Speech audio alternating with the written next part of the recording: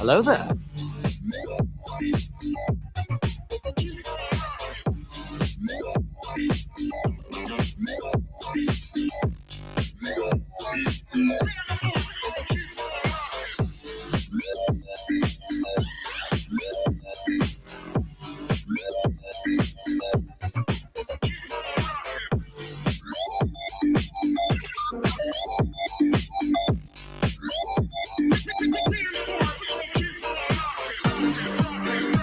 Hello there. Hello there. Hello there.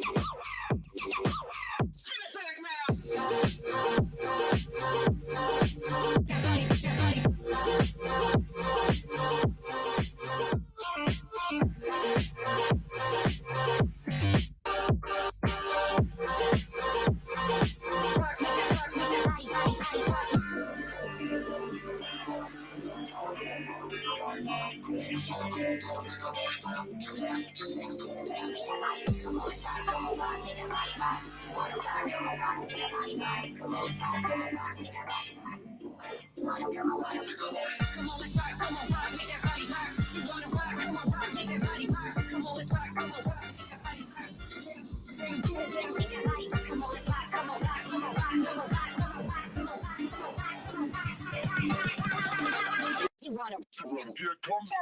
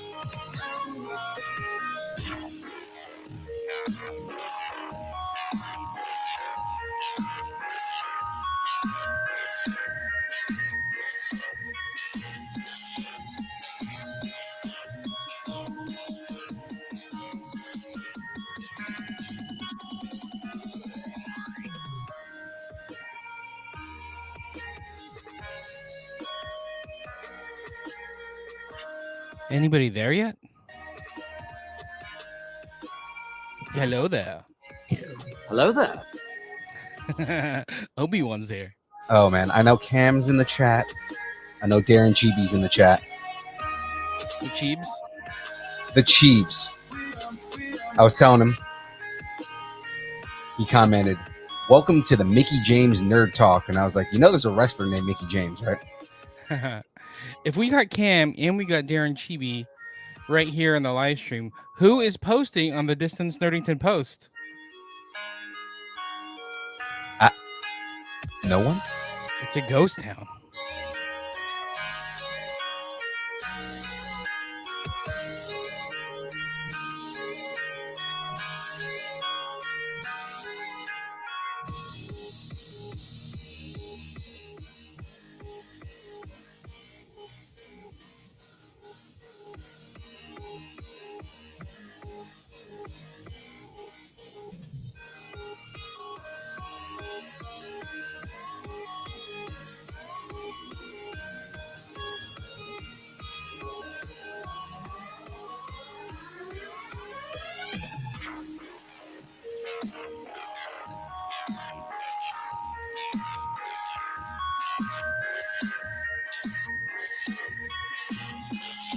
We need to get you like a phone stand.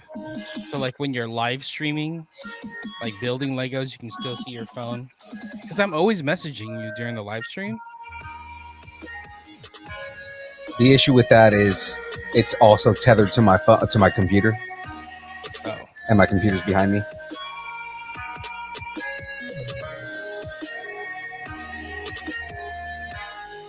We can solve that.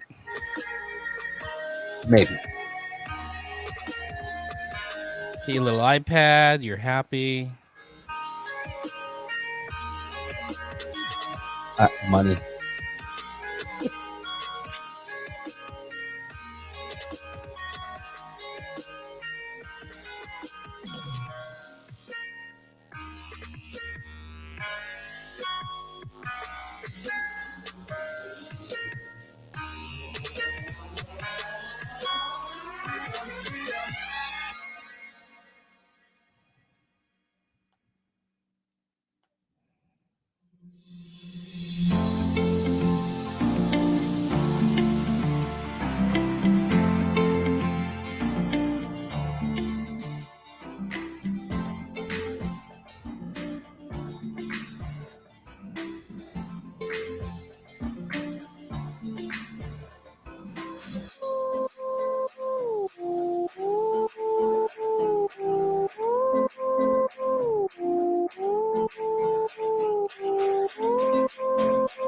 All right, Cam. All right, Darren, I got a job for you.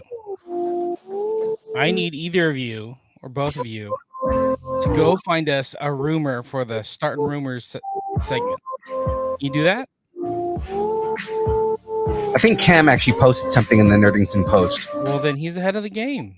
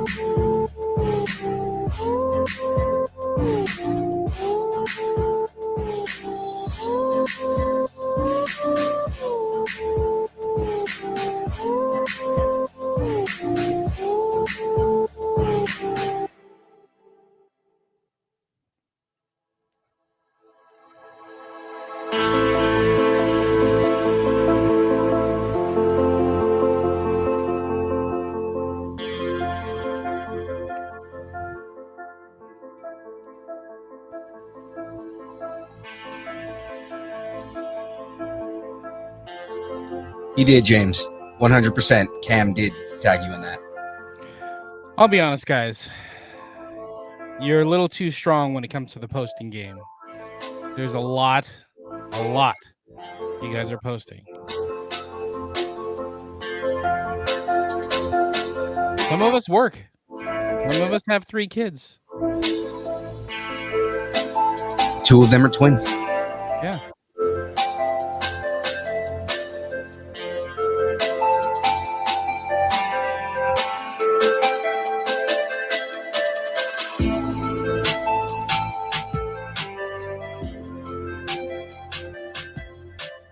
You're gonna have to retag the tag because I've just looked at my notifications and it's nonstop craziness.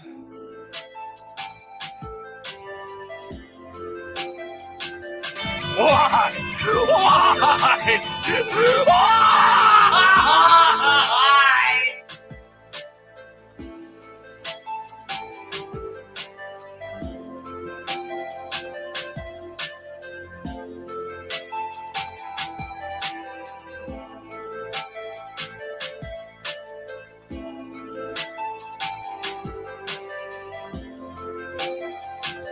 Oh, it's a video.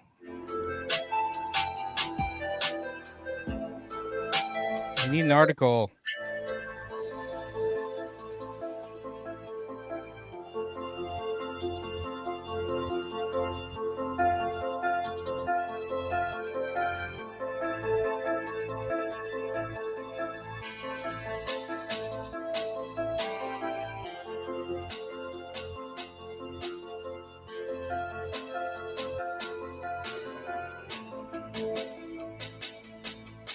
right, we'll see. We'll play with it. We'll see what happens. We'll see what happens.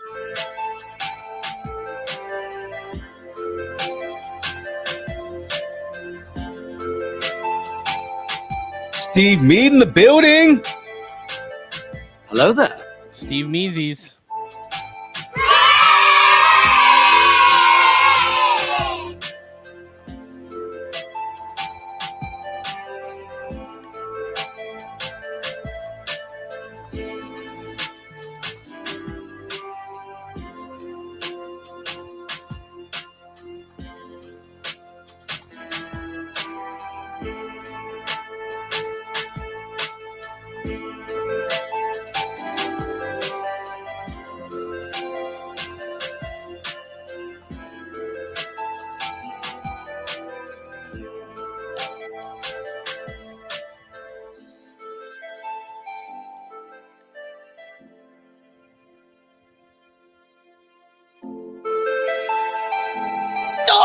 It's just about that time.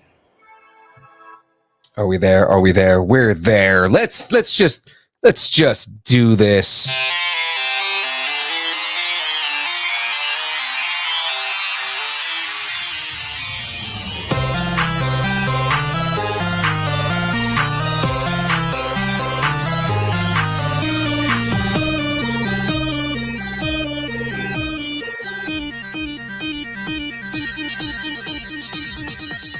Distance nerding. Hey! Oh! Hey! What up, everybody? What up, ladies and gentlemen? It's about You to are go now- down. You are now listening to. Well, I'm sorry. You are now watching Distance Nerding, He's Young Phil. and he's John Maz 5000, and we're here to nerd together. together. We're talking about anything pop culture, movies, food, music, wrestling, Star Wars, whatever you're nerding out on. We want to talk about it. Guys, you have to follow us at all the places that you can follow us, like Twitch, Twitter, Instagram, TikTok, YouTube, Facebook Live, wherever you get your social media, we are there at Distance Nerding. Yes, I like it. And on deck, you ready for some on deck? I didn't have my my doc pulled up, and I was pulling it up right now. All good. It's all good. We got the download, where we will enjoy the silence one last time. We may have a rumor, depending if we can get our act together and Cam comes through, because Cam has all things nerdy going on. We're also going to do the breakdown. Yes, sir. We'll be multiversing our way through all the Easter eggs of Doctor Strange and the Multiverse of Madness. Yeah, that's where we're going. But before we get into all of that, oop, had that turned down. But first, Let me get a shout out. Guys, just to Shout throw out it to Poddex. In fact, this episode is powered by Poddex. Poddex is a unique interview, questions, and episode starting prompt in the palm of your hand. So whether you are a new podcaster, an existing broadcaster, or looking to grow your audience or get more engagement, you're going to want to check out Poddex and make sure you use Nerdington or Nerding10 for a 10% off. I almost had it. Son of a- almost. You almost had that. You were right there. so you close. weren't quite there. Now, guys, right above John Mez's head, you see it right there, powered by Poddex. Our entire stream is powered and brought to you every week by Poddex. Now, you may wonder if the stream is brought to you by Poddex. Oh, I just messed up my camera. If the stream is brought to you by Poddex, then what is Young Phil brought to you by? How is Young Phil getting all of his energy? And that is because Young Phil is brought to you by Dubby. Sorry, Dubby. I got a different camera and I'm getting used to it. Dubby is an emerging brand of energy drinks created to help focus, concentration, reaction time with no jitters or crash. Dubby contains no maltodextrin, no sugars, no fillers, no artificial colors, no dyes, none of that stuff. Guys, to find out more about Dubby, go to www.dubby.gg and put in the code nerding10 to get 10% off your order. It is 100% completely worth it. It is delicious. Five different flavors. We have Galaxy Grenade. Five Five time. time. Wait a minute. 5 Do you times. have John Cena! Because 5 fingers. All right. We have 5 flavors. I got thrown off. Galaxy Grenade, Dub Sludge, Dragonade, Beach and Peach, and the new Passion Joy Tea. All delicious. All of which normally I drink on the stream, but I forgot to grab water, and I am definitely not going to be making it by putting it dry in my mouth. That's just not. Come on. Isn't that freebasing? I don't know. Is that called freebasing? Is that what freebasing is? Just You are the worst. Now, guys, throwing out all the sponsors and everything like that, I think it's time for us to talk about the Geekend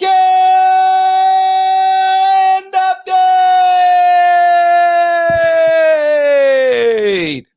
Silver Age Comic-Con is right around the corner, June 11th in Reno, Nevada. We'll be there. You should be there. Luis Rivera, I know, will be there. So I'm looking at you, Darren Chibi. You should be there too.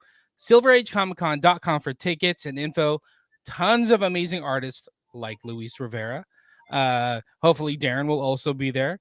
We're going to see some amazing cast members from Dragon Ball Z and Charlie Brown and Land Before Time. We were just talking about that. You were doing some research and you're like, I'm super excited. I'm like 10 times more excited now for Andy McAfee. Andy McAfee. Dude, she was in Hey Arnold. She was in every Land Before Time. God, at least from 4 on. God, dude, yeah, she plays Sarah, so she's been in like 20 different movies. That's awesome. She would be the one that plays the arrogant Triceratops, right? Yeah, exactly. She'll be. That's funny. She'll be there. We have an actor from. There's a show on Disney Plus called Spidey and Amazing Friends, but there was also like an 80s cartoon of Spider-Man called Spider-Man and His Amazing Friends, and we have Firestar that will be there, and I believe we're gonna do the interview with her, but she'll be signing. Oh, by the way, everybody's gonna be signing like photos and Funko Pops if they have them, taking pictures. It's great. I love Silver Age Comic-Con, Colossus Girl Comic-Cons, because all the guests they bring, all the celebs they bring are so interactive with fans. It's so cool. It's so cool. Yeah. So I'm excited. Super excited. It's a really cool feeling anytime that we go to Colossus Girl shows, just because as of that, it's not just you have the celebrities there, but they're kind of just hanging out with you, and it's just a really cool environment, you know. So I mean, it's definitely if you guys are free to make your way to Reno on June 11th, make yourself there. Yes, and Philippe will put a bet on the roulette table for you if you show up. So everybody come to Circus. I didn't say it was your money. I said you'll do the bet for them. And we're not using your money. Come on now. Come on. I mean, unless you want to. Anyway, June 11th, Reno, Nevada, Silver Age Comic-Con. Oh, my God. Remember when we had Dave on? He was showing you the poker chip? Yeah. Oh, man. The first 100 fans that make it into the show, they're getting a custom Silver Age Comic-Con poker chip. It's so cool. I dig it. I'm going to get me one of those because, you know, we're so busy with the panels. We've been missing the getting the comic books, the free comic books that they give. Right. I want to make sure I get one of these poker chips because I think they're super cool. Yeah, because we got one of the comic books at Gem State in the celebrity package. That was kind of cool. Exactly. So go check everything out, silveragecomicCon.com, and then June 11th, Reno, Nevada. Wherever you are, it's not that far. I'm just going to say it right now. It's not that far. Make it happen. No excuses. Philippe and I drive 11, 12 hours for cons. Come on. Make it happen. Make it happen. Exactly. I mean, and this one is only a 2-hour drive for us. So there you go. Who's ready for some news? I'm always ready for some news. So that was the cue to tell me that it's time for the download. Make sure you check out the Distance Nerdington post on Facebook for all the news, all the trailers, all the rumors, all the reactions that are going on in the nerd world. So we got a ton of trailers. We got the menu, the Princess, that documentary on Princess Diana, the new Ip Man came out, the I new didn't Ip even Man see trailer. that trailer passed me by. I didn't see that until I looked at the doc a second ago and was like, wait, there's another It Man? Yeah. Yeah, I posted that. Was it today? Yesterday? I don't remember. Is it Donnie DC's Yen Gotham again? Knights. What's that? Is it Donnie Yen again? I don't know. I haven't. You got to Okay. go check it out. I'm not even gonna tell you. You got to go check it out. What did I say? Gotham Knights. Disney's live action Pinocchio Yeah, with that Tom looked pretty cool. Hanks.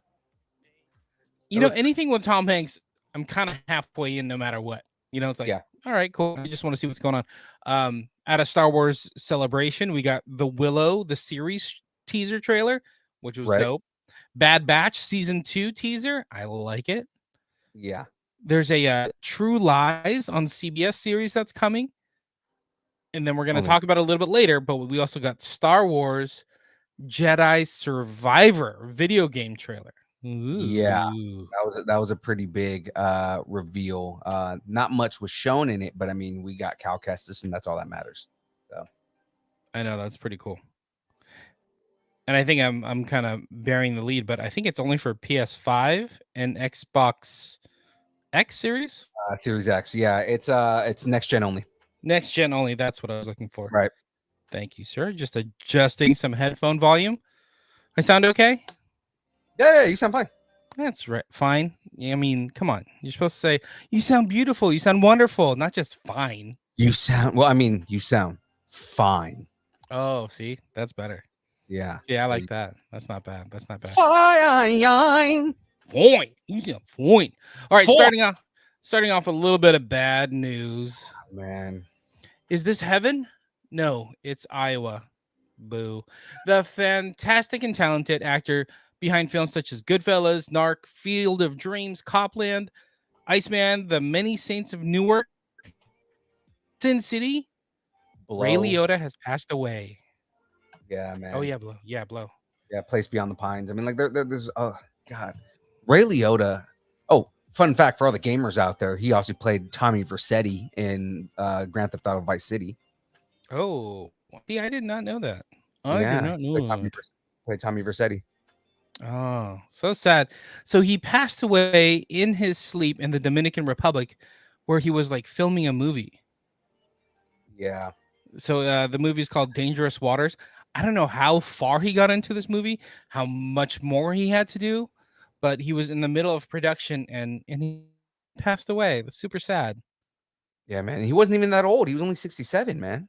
67 years old and he passed away, but like such a good actor. Such a good Yeah. character actor. Yeah, just the characters that he brought to the screen, just some of them being super violent and some of them just being just fun characters. I mean, Goodfellas is a good example. I mean, there's so many memes based on Ray Liotta at this point. Exactly. Super sad. Super sad. Oh, by the way, what's up to Ray in the chat who jumped in? Tyler, I saw Tyler creep on in here. Perfect. Hello, gents. How you gentlemen doing? All right, I got more sad news, but not because it's Iowa. Yeah. Andy Fletcher, keyboardist and DJ, who was a founding member of Depeche Mode, has also passed away, and he was only 60. Dude, man, like they say big deaths coming, or was it? Yeah, big deaths coming threes. Uh-huh. I don't want to think of who the next one's gonna be. Well, the third one is Amber Heard's career, so I think we're okay. We're okay there. Normally it would be but that was a good one, so there you go. I had to sneak that one in. So anyway, I don't know. Cam, you're a little bit younger than us, probably a lot younger than us. I don't know if you heard Depeche Mode? Yeah, Depeche Mode. Modern rock, was that like mid 80s, late 80s? Yeah. Yeah. Depeche Mode was late mid to late 80s. Mm-hmm. Modern rock, synth rock, so good back in the day. So good. Right. This is before we had goth music. We had Depeche Mode and OMD and whatnot. Before screamo was a thing, we had Depeche Mode. That's how we used to express our sadness when we were younger. Just wearing black and listening to sad synthesizer music. It's Depeche Mode. Like, I love Depeche Mode. I love Depeche Mode. Let me go listen to Depressed Mode. Okay, let's just I love Depeche Mode back in the day. I still listen to Depeche Mode. I make the jokes, but I still listen to them. So I mean, I know we're trying to make light just because we have two back to back, kind of sad stories. But outside of Depeche Mode, Fletcher launched his own record label, Toast Hawaii. Hey, about a kind. He also operated as a DJ, playing festivals and whatnot. And he was inducted into the Rock and Roll Hall of Fame in 2020 with Depeche Mode. So yeah, no, I've seen him. I've seen him live twice. And I mean, the dude rocks a house, or he rocked a house. So yeah, super sad. Okay, let's keep going because we got a lot of news. Let's talk about fun stuff. So on to brighter Disney Plus Day news. This just came out today. So Disney Plus Day virtual event happened last year, right around November, like mid-November. And it was like, when Disney Plus actually launched, it's kind of like their anniversary type thing. Right. Disney announced that they're moving up the date for its annual Disney Plus Day event. So kind of cool. Bob Chapek, Chief Executive Officer of Walt Disney, gave a brief press synopsis. Disney Plus Day will be a grand scale celebration of all our subscribers across the entire company. The Day of Appreciation brings to life a mission to entertain, inform, and inspire fans and families around the globe through the power of unparalleled storytelling, and will become an annual tentpole event to be amplified across our global business. Wow, PR team, thanks for writing that. I know, right? No, it's and I mean, it's true. What he's saying is that there's unparalleled storytelling. As much as everybody complains about content on Disney Plus and everything like that, every time they drop a new series, especially the original ones, there's always amazing storytelling. The storytelling is unparalleled. So I mean, yeah, it's he's not wrong. He's not wrong. It's kind of becoming like its own mini con just for content for Disney Plus, which is totally cool with me because it gives us something to ramp up into. Like, I think, did we get Acolyte? We got Acolyte from out of last year's Disney Plus. Yeah. And when they announced all the MCU shows, dude, I'm in. Give me more. I know. Give me more. 100% behind that. So Disney Plus has announced that they can expect Disney Day to take place September 8th of this year. So only a few months away. That's like a straight up like month and a couple days early. Are we in June? Holy cow, is this June? Yeah, no, we're already in June. Today is June 1st. 3 months away. Holy cow.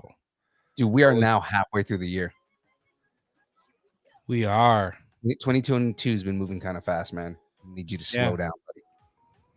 Can you remember when we used to talk about like all these shows that are coming out, like all these Disney Plus shows, and now they're out? Like Cam just said in the chat here that we're 1 week away from Miss Marvel. That is so weird to me.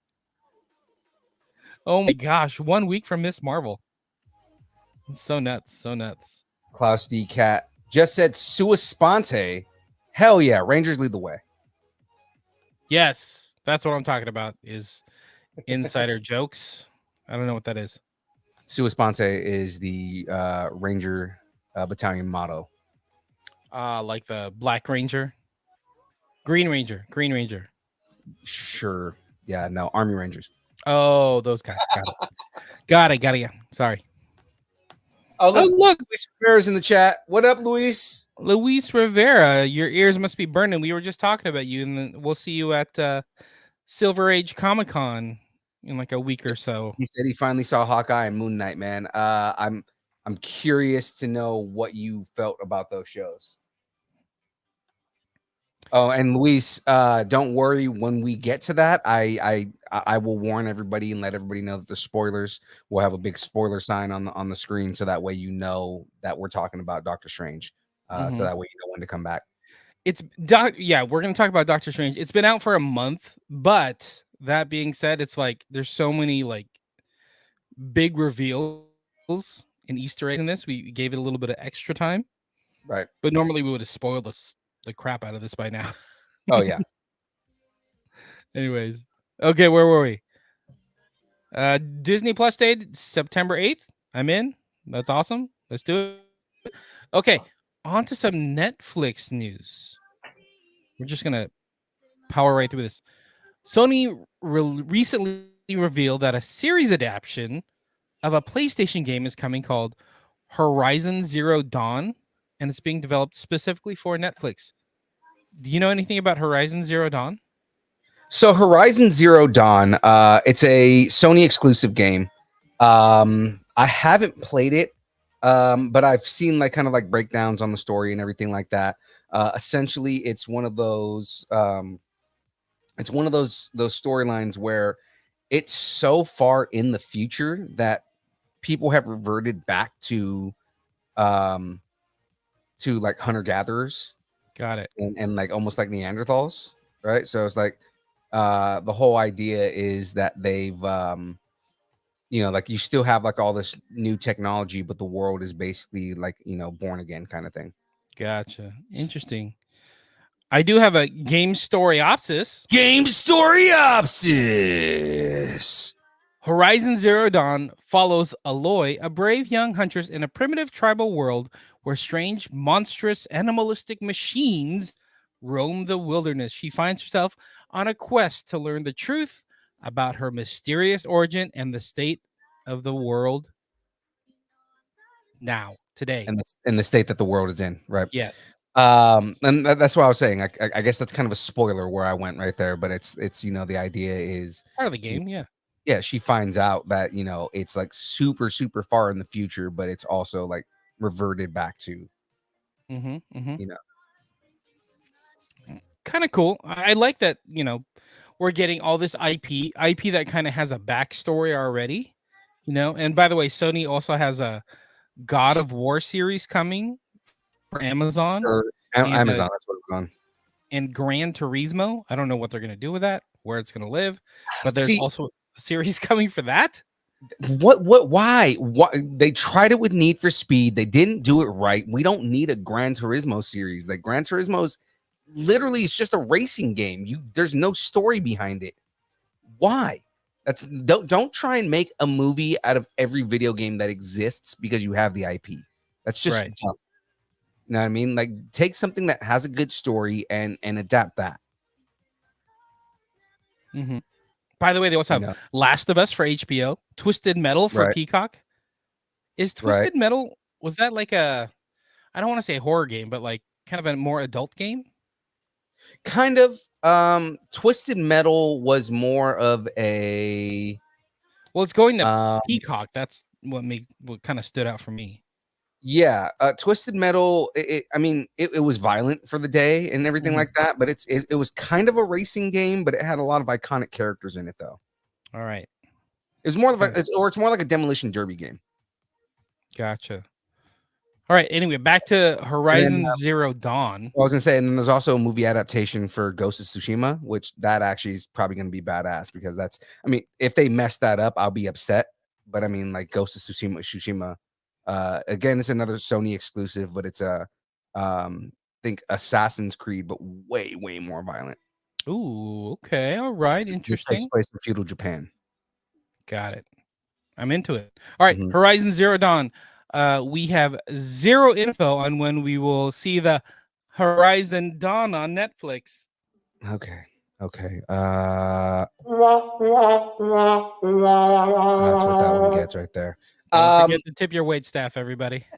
Real quick before we move on, just because you did mention something right there, and it is something that Cam put in the chat or in the distance learnings in post. There's a new casting that an official casting for Twisted Metal. So we got Sweet Tooth. Remember, you know how I always talk about the clown Sweet Tooth, right? So Sweet Tooth, Will Arnett was cast as Sweet Tooth. All right. I like Will Arnett. It's going to be interesting to see what they do with him because Sweet Tooth generally is a really big, like borderline fat dude. He's almost like a butcher, right? Gotcha. So it's going to be interesting to see like if they just make him a skinnier dude or if they put him in like a suit. Yeah, that'll be interesting. I'm Mhm. trying to picture Lego Batman as a menacing clown. But all right, we'll see what happens. His voice fits perfectly. Like, he can do the voice. It's more the look is the thing that I'm worried about. I dig it. Ray said he More might shows. bother me. There you go. Oh, look, Ray, just lounging about. Not here on the stream, just hanging out in the chat. I get it. It's only because he's got to go to sleep early tonight. That's why he can't be on the chat. Oh, he's got 9. All right. Yeah, 9 Gotcha. All right, let's keep going. Oh, wait, what did he say? He said, I feel called out. So I'm Sweet Tooth. Thanks, Philippe. Exactly.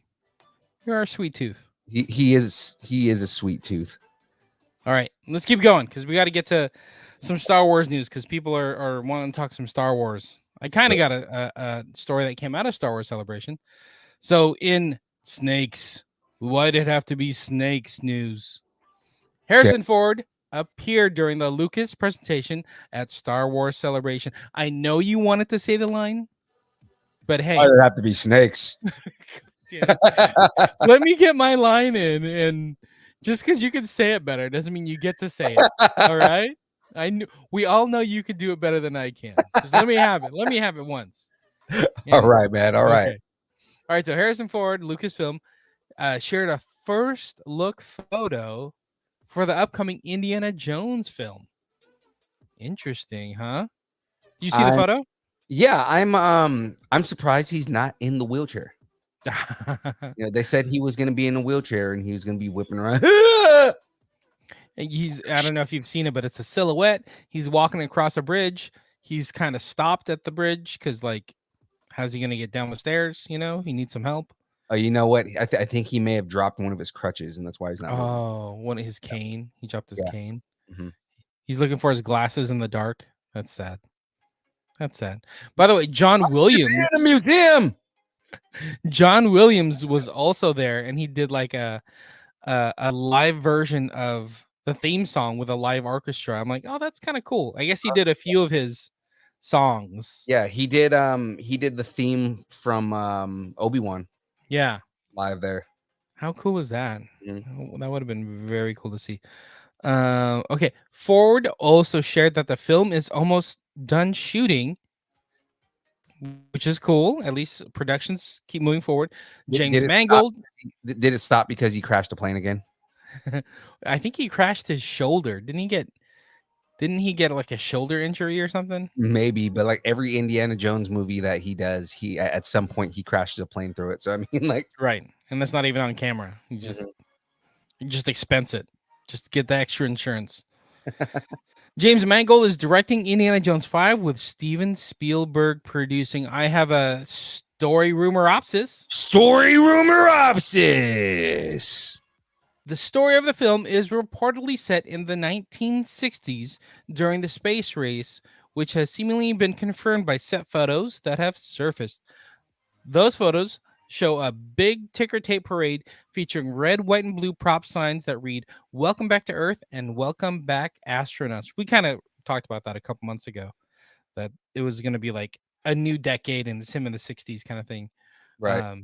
But we still might have some Nazis.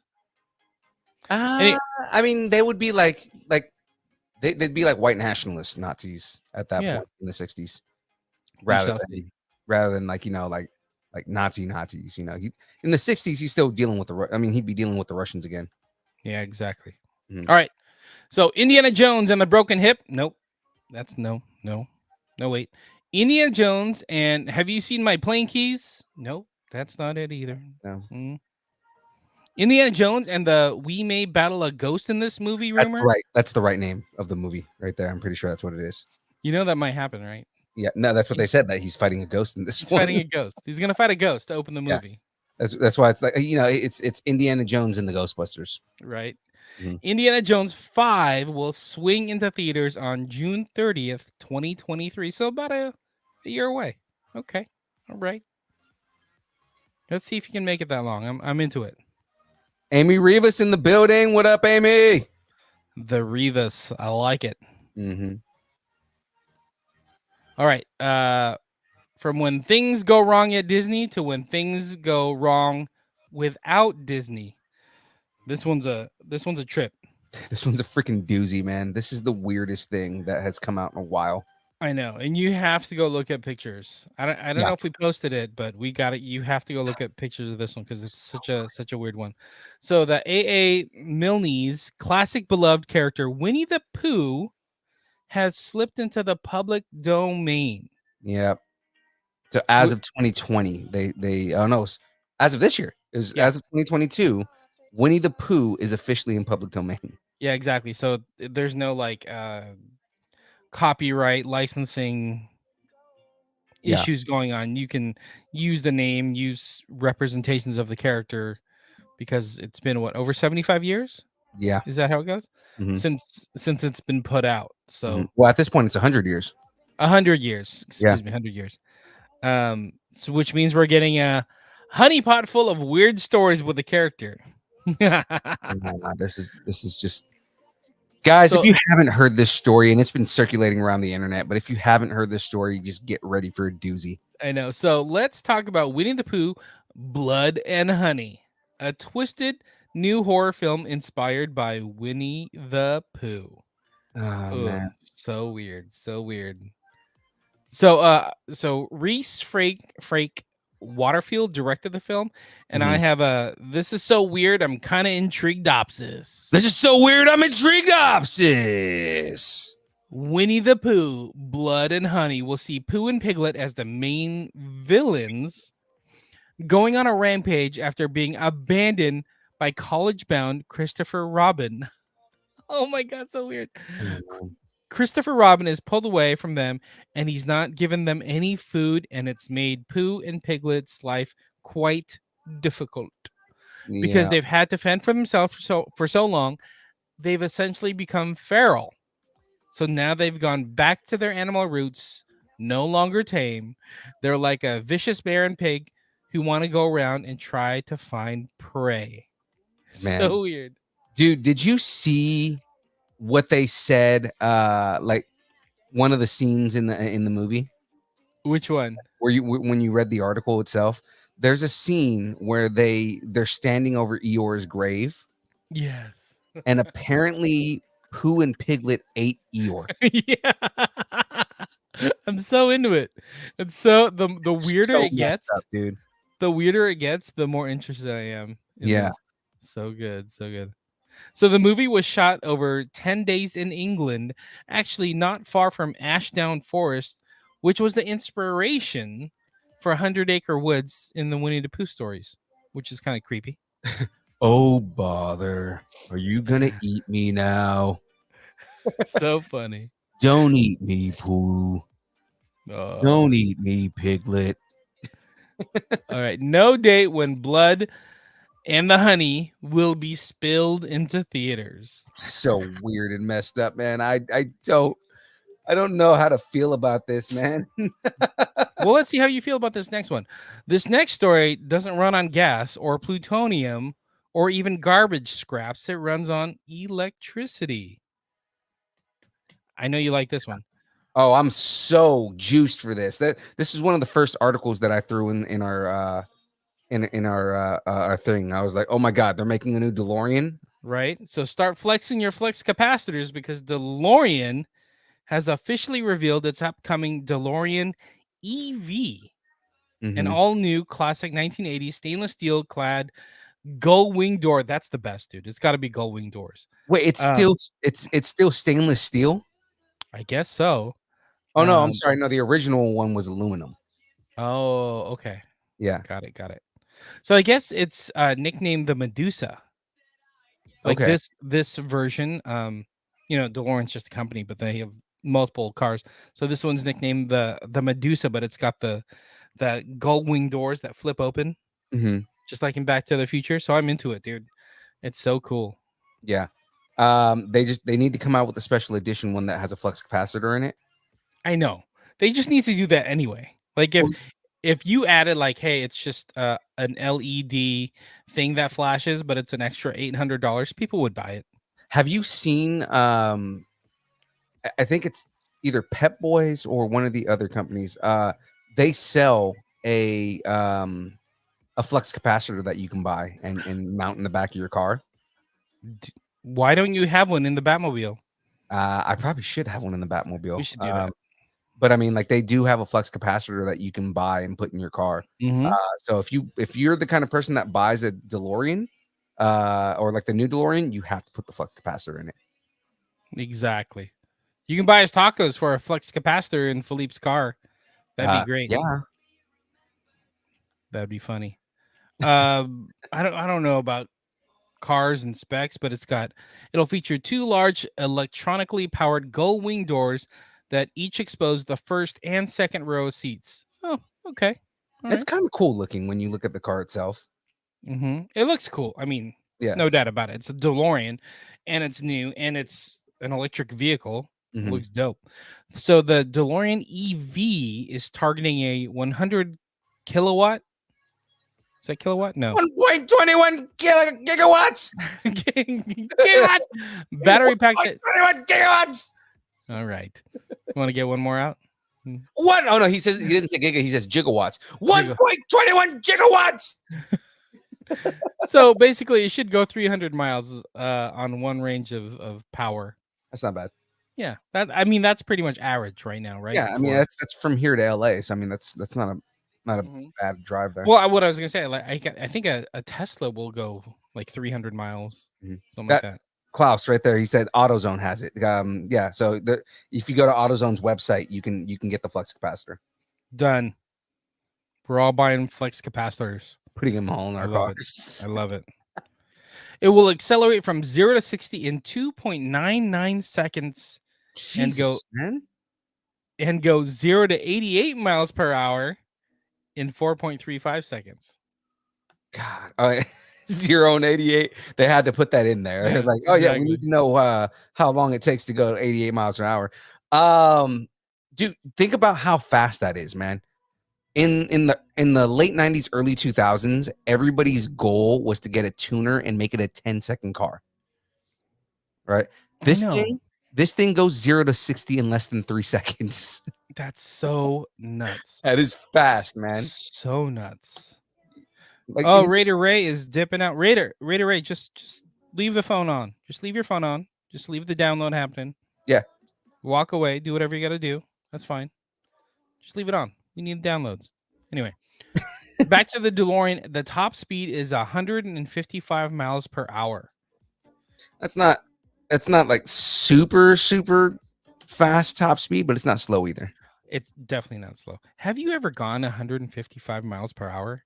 I know I haven't. It just sounds scary. Fastest I've gone is 120. All right. I didn't want to incriminate you, but I'm just throwing it out there. It was in my younger days. Yeah. No, I mean it's past now. I mean, what are you gonna do? I'm not driving like that anymore. There you go. So if you got an extra $175,000, sitting in your bank account, you could have yourself a new DeLorean EV. Right? Who's down? I want one.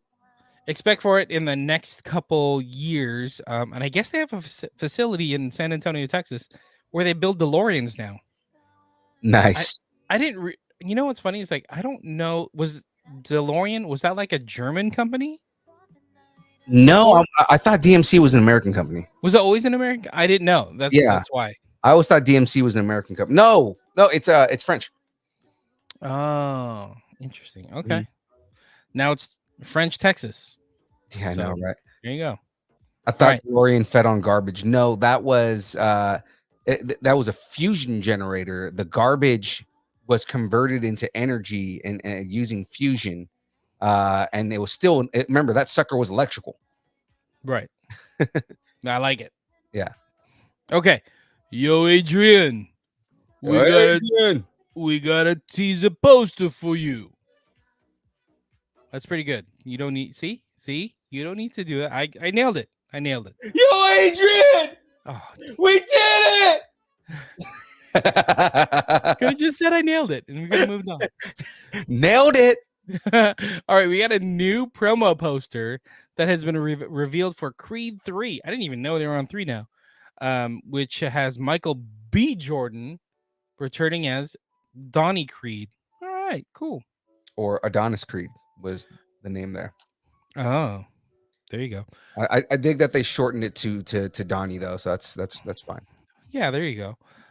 The film will mark the directorial debut of Michael B. Jordan from a script written by Keenan Coogler and Zach Balin.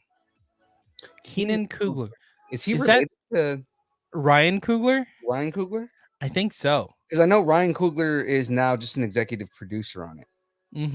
Because he has other things going on, like other Black Panthers and shows and movies to supposedly create. he's doing he's the one working on the series now. Keenan Coogler. Yeah, look that up while we're He going. wrote Space Jam. He wrote Black Panther. He wrote Fruitvale Station. There you go. We also get Tessa Thompson and Felicia Rashad. I didn't see Creed 2. You saw Creed 2 where he like fought Ivan Drago's like son or something, right? He fought Ivan Drago's son. Was it good?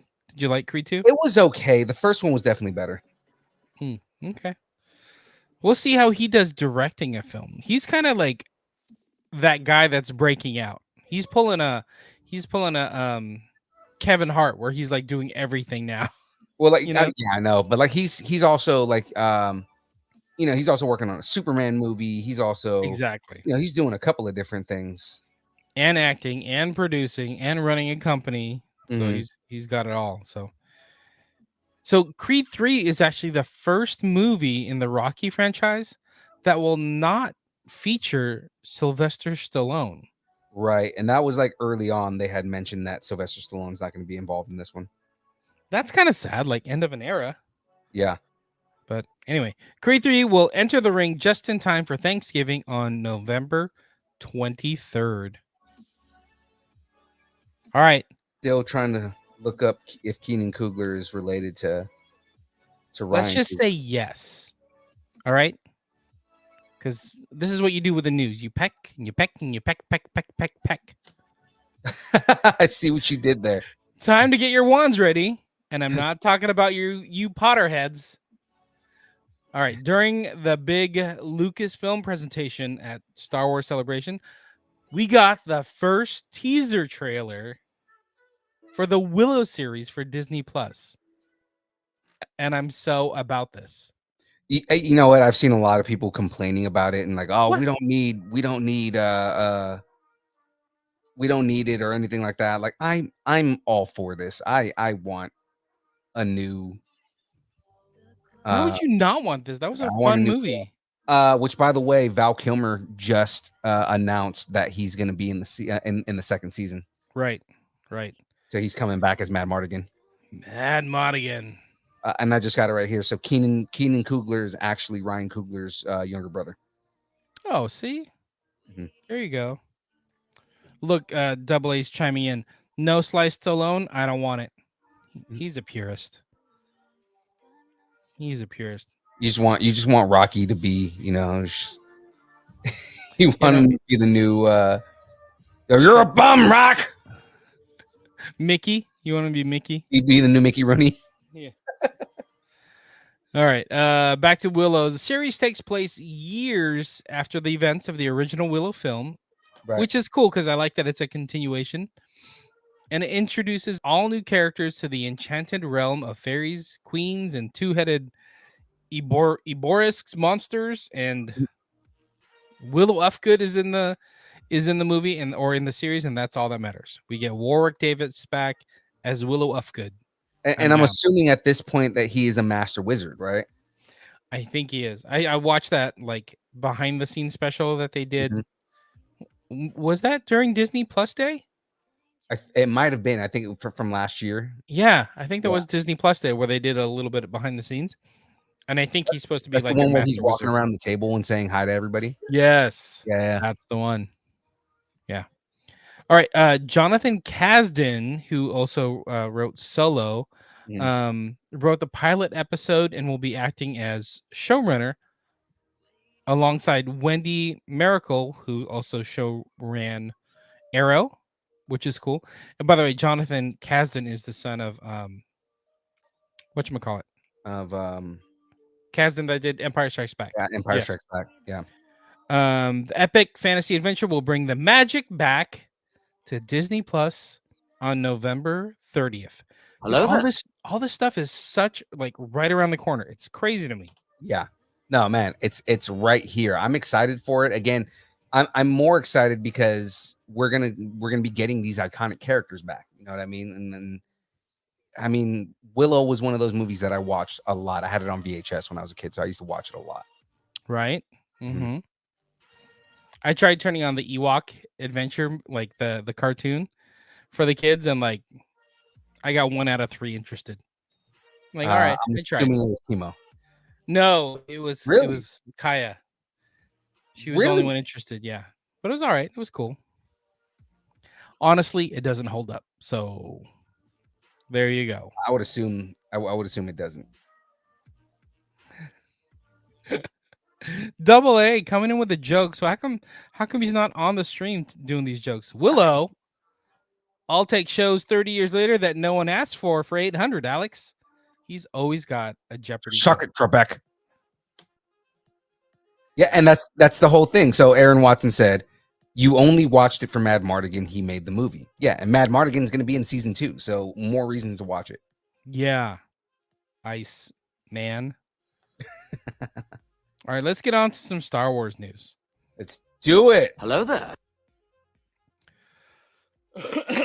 Sorry. During the Mandalorian presentation at Star Wars Celebration, Filoni, Favreau, and Rosario Dawson were all there. They screened the very first footage from the live-action Ahsoka series. So dope, and I'm super sad that that's not online yet. Yeah, I know. But we got some confirmation on some things, so I'm kind of getting stoked about this Ahsoka series. Yeah, they waited a couple of months the last time they did this. You know, the last celebration when they revealed a bunch of stuff, and they were like, yeah, and then it was like months before we got the actual footage. Yeah, but they're going all in. So I guess Filoni and Favreau were there, and then Rosario Dawson was there, and they also wheeled out little Chopper. So dope, like on the stage. Chopper's not exactly little, man. He's about the same size as R2, and R2's pretty big. I know, but Chopper's cute. I like Chopper. He's one of my faves. I was there at Celebration. Was that 2015 when they first revealed BB-8 and they wheeled him out on the stage, and everybody went nuts. They're like, "What are we looking at? Like a ball droid that's just rolling around?" You know, it was crazy. Right. Anyway, so I can only imagine what like seeing a Chopper like in real life was. Anyway, we got some confirmation that we're of course getting Sabrina Wren. We're getting Chopper, but we're also getting Hera Syndulla. Yes, a live action Hera is coming. Ready for Hera Syndulla to be live action. I'm so down with this. So down. I loved Rebels. It's probably my favorite bit of Star Wars, like in the entire universe. I think Rebels is my favorite. I'm gonna say it. So we got some footage revealed, some Ezra, just a silhouette of Ezra, Hera, Sabine. I'm trying to see if there's any other notes that stick out. Darren has a very, very, very heavy, hard hatred for Ewoks. Why? I don't know. Do you see all these comments? Jeez. That's like hate speech against Ewoks. Slow down. Cannibals, man. Just, cannibals are people too. No, I mean, cannibals was like when you eat your own kind, right? They're not eating their own kind. They're eating stormtroopers. Yeah. So it's just a delicacy. They got a fetish. Potentially a Han Solo, but I mean. Well, back then he was good looking. So who wouldn't want to eat him? Anyway, we also got like stills of the Ghost. So the Rebel ship, which is my favorite ship in all of Star Wars, is the Ghost. And we saw bits of that. So I'm super stoked that this is coming. But they didn't show Thrawn. They didn't show Thrawn. Well, I heard that the end of the trailer, you see somebody in a white Imperial uniform with their hands behind their back. I heard silhouette, hands behind the back, but not an Imperial uniform. I mean, but that would be Thrawn. That'd be Thrawn. Yep. So I'm down with this. So Rebels is gonna make their return sometime in 2023 on the Disney Plus. On the Disney Plus. There was a lot of news that came out of Celebration. Who is Harry Medulla Oblongata? Exactly. I think this one you posted. So, and in This Is the Way news, Mandalorian season 3 has completed principal photography and it's in post-production. But Favreau has dropped that he's already working on season 4. Like he's writing season 4. He's right there. So I mean, that means he already knows exactly where the story's going and kind of on there if he's already writing it. Now, how do you feel about this? How do you feel about him saying that I'm already writing season 4? I'm okay with it because I mean, like, he has not gone wrong in the first 2 seasons. I don't see him going wrong in the 3rd season. You know, especially after hearing again, they dropped the trailer at Disney, at Star Wars Celebration. Right. My only thing is that does that put the stakes lower for season 3? Like, oh, whatever happens here, I know there's a season 4. Not necessarily, because I mean, Din Djarin is the only thing that tethers us to, there's another season. You know, we could easily lose another character that everybody loves. I get it. You know what I mean? Like, and there could be a character that they introduce this season that's like, oh man, you know, they Game of Thrones it was like, oh, I fell in love with this character, and then they killed him off in the last episode. Like, that's something that can happen. You know what I mean? You know what I mean? Good point. Anyway, so we are getting a season 4, and season 3 I think is coming out 2023. Sorry. It's what do you say, March? I think it said March 2023. Okay. Young Phil, what's the difference between Star Wars and the MCU? Vision. Star Wars is getting more visions. Why did you have the notes in front of you? Don't step on. Star Wars has announced that we're getting a 2nd season of the animated anthology Star Wars Visions. Did you watched all of Visions, right? Yeah. I loved it, man. I loved all the different we reviewed it on the show. Yeah. I love I loved all the differences in the characters and everything like that. The very first episode is still my favorite out of all of them. The Ronin, right? The Ronin. Isn't it called The Ronin? Yeah. So for those that didn't watch Visions, but it was 7 Japanese anime studios houses were given like, all right, here's a story. Go do a Star Wars anime based around this story. Right. And I don't think anything was longer than 15 minutes. It was all short film. But so it was super fun because there was like this Japanese inspiration to it, which, you know, Star Wars is kind of a big homage to old samurai films anyway. Right. So it was kind of cool seeing it all kind of blend together and almost like new takes on how the Star Wars universe worked, you know? So I dug it. I really liked Visions. So during the panel, it was revealed that the countries with animation studios that will be part of the series will be Chile, the US. So there's going to be an animation house here in California, the UK, Ireland, France, Spain, South Africa, India, South Korea, and Japan will all be contributing to Star Wars Visions season 2. That's interesting because that means that they're going to be branching out and doing different kind of animation styles. I wonder who the U.S. house is going to be. I wonder if it's going to be like, they go, hey, Rooster Teeth, you guys want to do something? That'd be Well, like you know what's funny? They did say United States, but California. okay, so Rooster Teeth is out of Texas. Yeah. So yeah, I wonder what animation house would be doing Yeah. it. It's like, oh yeah, it's Disney Animation. Like, oh, you guys suck. Exactly. Two on the nose. Yeah. But also looking at it, U.S., Chile, UK, Ireland, France, Spain, South Africa, India, South Korea, Japan.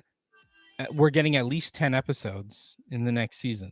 Yeah, and I'm excited to see what the Spain episode's going to be because there's actually a lot of really good animation out of Spain. Really? Yeah, oh yeah, dude. Interesting. So, Star Wars Visions, Season 2, Double Vision. Star Wars Vision is coming back in 2023. Oh, Oop, you sorry, ruined it. You stepped on my joke in the beginning. I did. I was Hello there. trying to say hello there, and It's I all good. ruined it. And then I mean, in reality, it's because I'm stupid. There we go. So speaking of season 2, Disney Plus has released the first teaser trailer Oh yeah, for Star Wars: The Bad Batch season Batch? 2. Bad Batch. yep. Dude, I'm Bad super Batch. stoked. Did you watch the trailer? Please tell me you watched the trailer. I did. It, there's a lot of action that's happening, but they don't really explain too much of the story, and I kind of like that because it's you're seeing that it's action packed and everything like that. And like the small thing is, I mean, you do see that there's something going on with I'm forgetting her name, but the basically the lady that they're mercenaries for. Mm-hmm. I think her name's Sid or something like that. Yeah, like you see her talking about like keeping your family together and everything like that, and then you do see some pretty cool scenes with Omega. So I mean, that's going to be kind of cool to see what she does. A little bit more grown up. Yeah.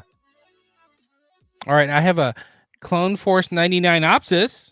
Clone Force 99 Opsis. Season 2 continues the story of the team of defective Galactic Army clones. Months have passed since the events on Kamino, and the Bad Batch continue their journey navigating the Empire after the fall of the Republic. They will cross paths with friends and foes and new and familiar faces as they take on a variety of thrilling mercenary missions that will take them to unexpected and dangerous new places. Oh yeah. So they're basically mercenaries. They're running around mercenaries. Yeah. Mercenary's gonna mercenary. Yeah. All right. The second season of Star Wars: The Bad Batch will be 16 episodes and is set to Echo Rec Tech Hunt, and will have Disney Plus in its crosshairs this coming fall. That was a lot. That was. That was a pretty involved pun right there, man. I know, but I got all their names in it. That's the I was point. gonna say, I'll give you an applause just for being able to say it without slipping. Yeah. There you go.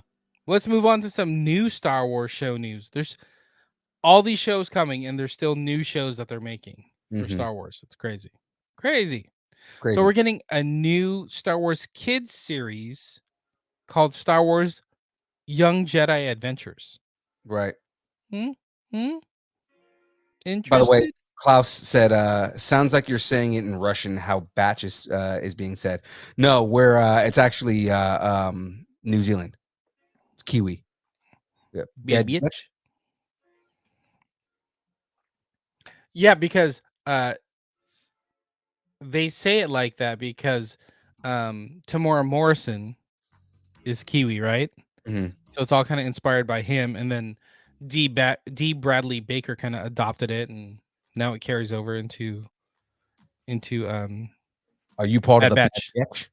Bad Bitch. The Bad Batch? So funny. So the new animated Young Jedi Adventures will be set during the newly explored High Republic era. So this is cool. We're finally getting something High Republic like on screen. Right.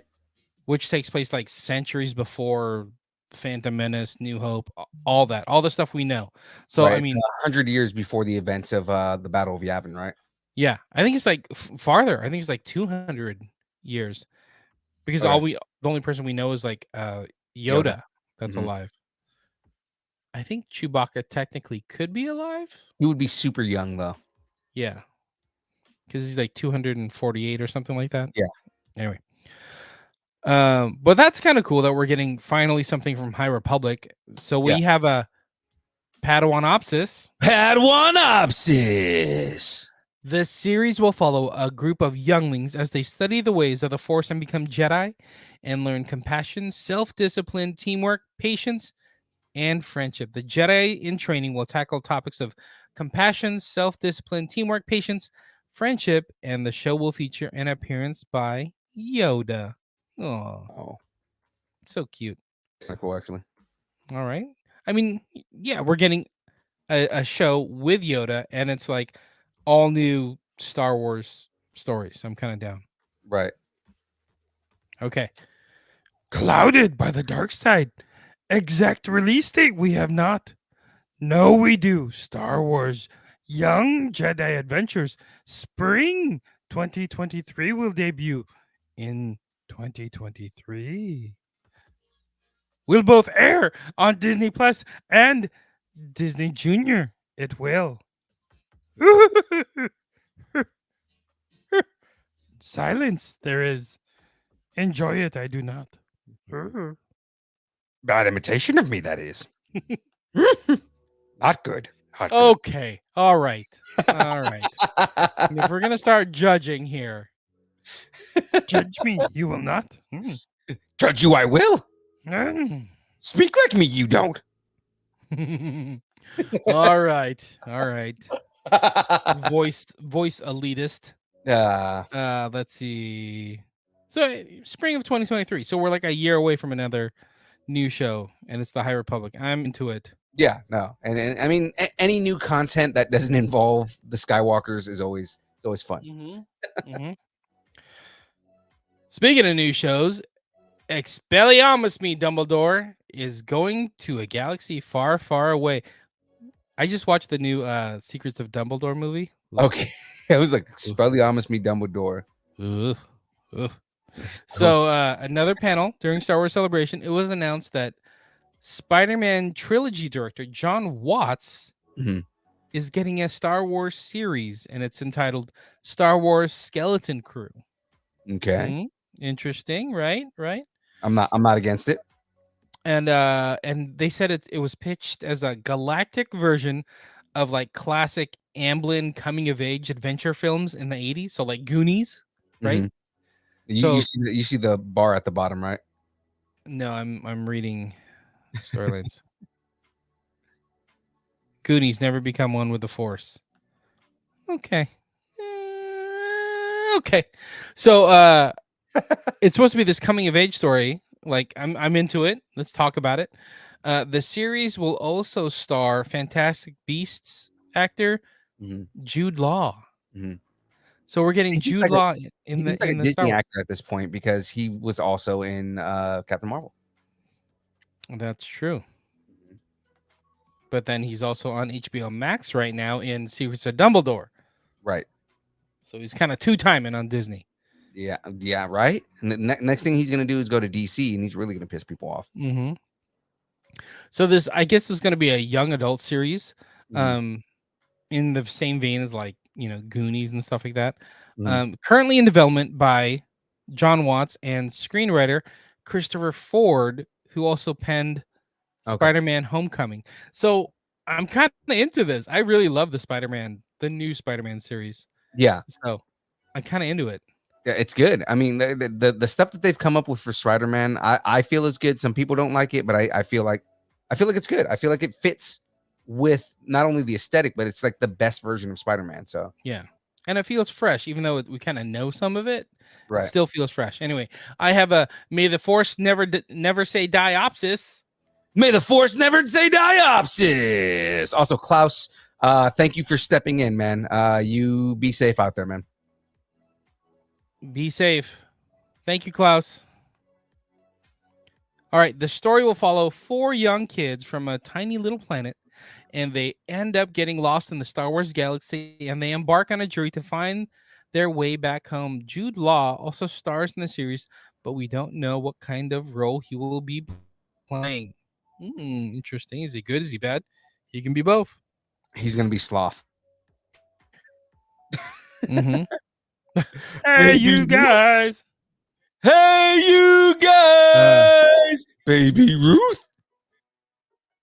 It's like the Star Wars Sloth. equivalent to Love.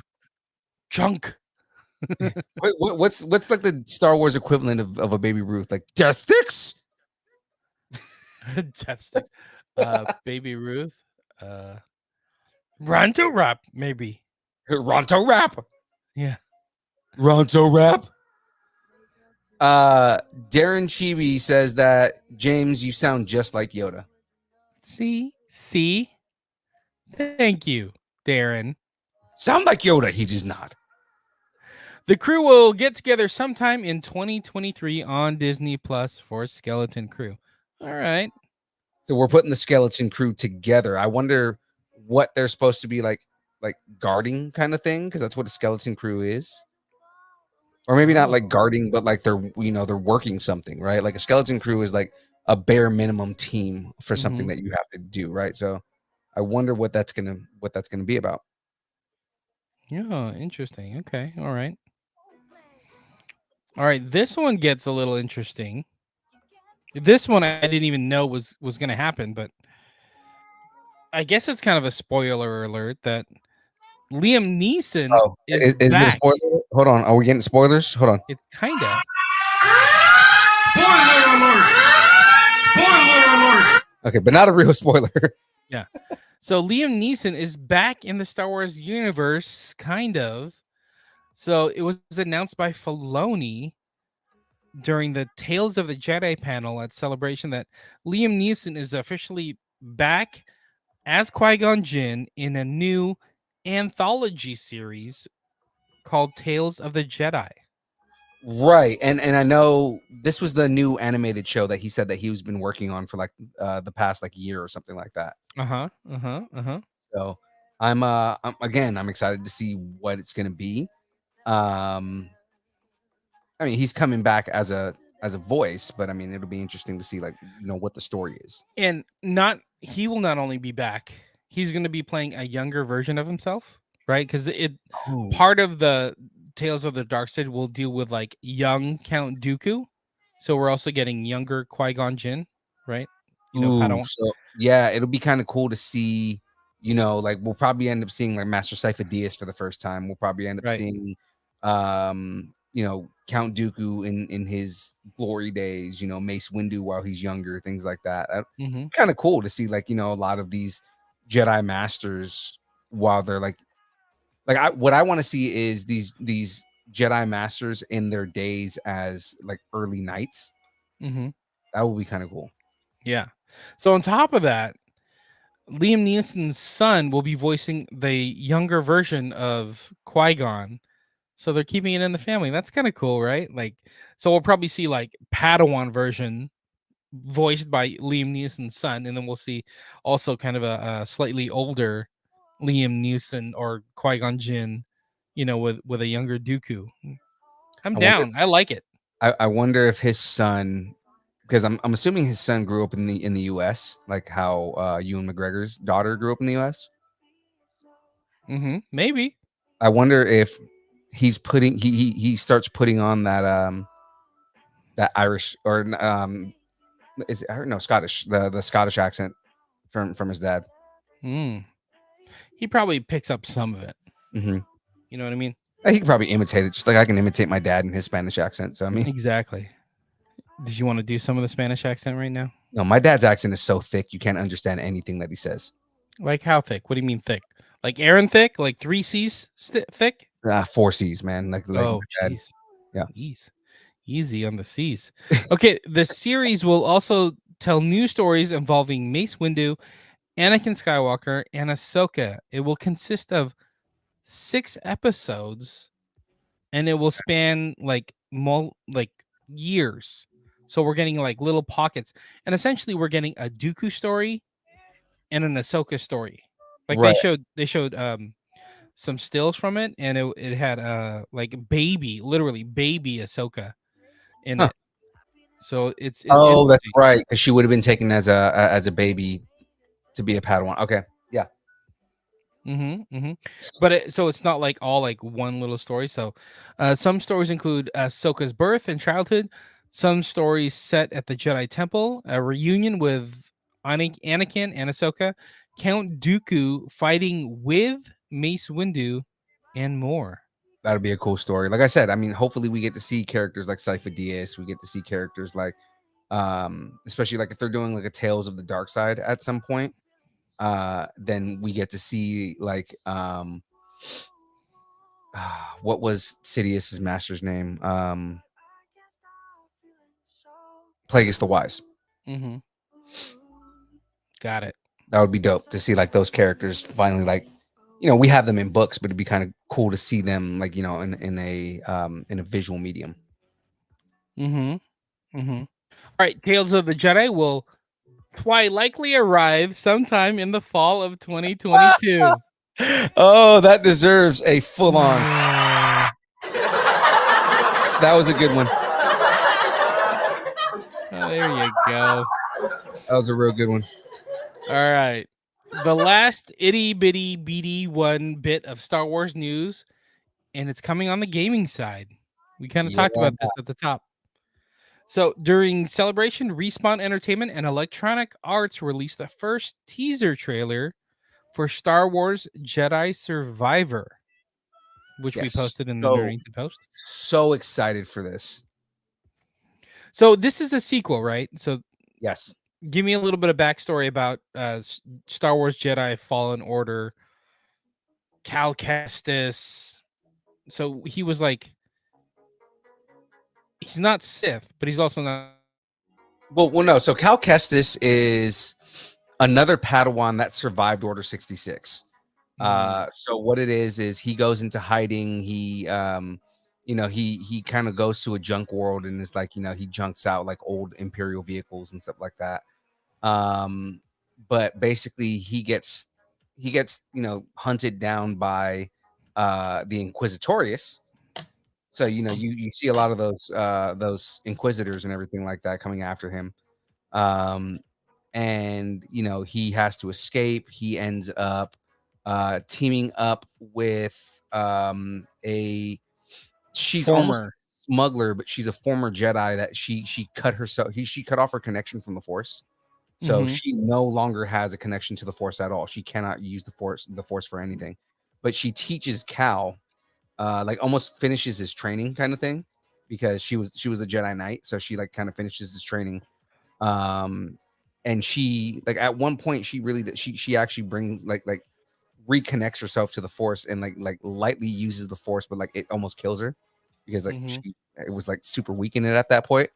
But like it's a trip, dude. Like he runs into Vader. He he has these different encounters with the Inquisitors and everything like that. And the idea is that they're just basically trying to hunt him down because he's even though he's a Padawan, he's still a Jedi.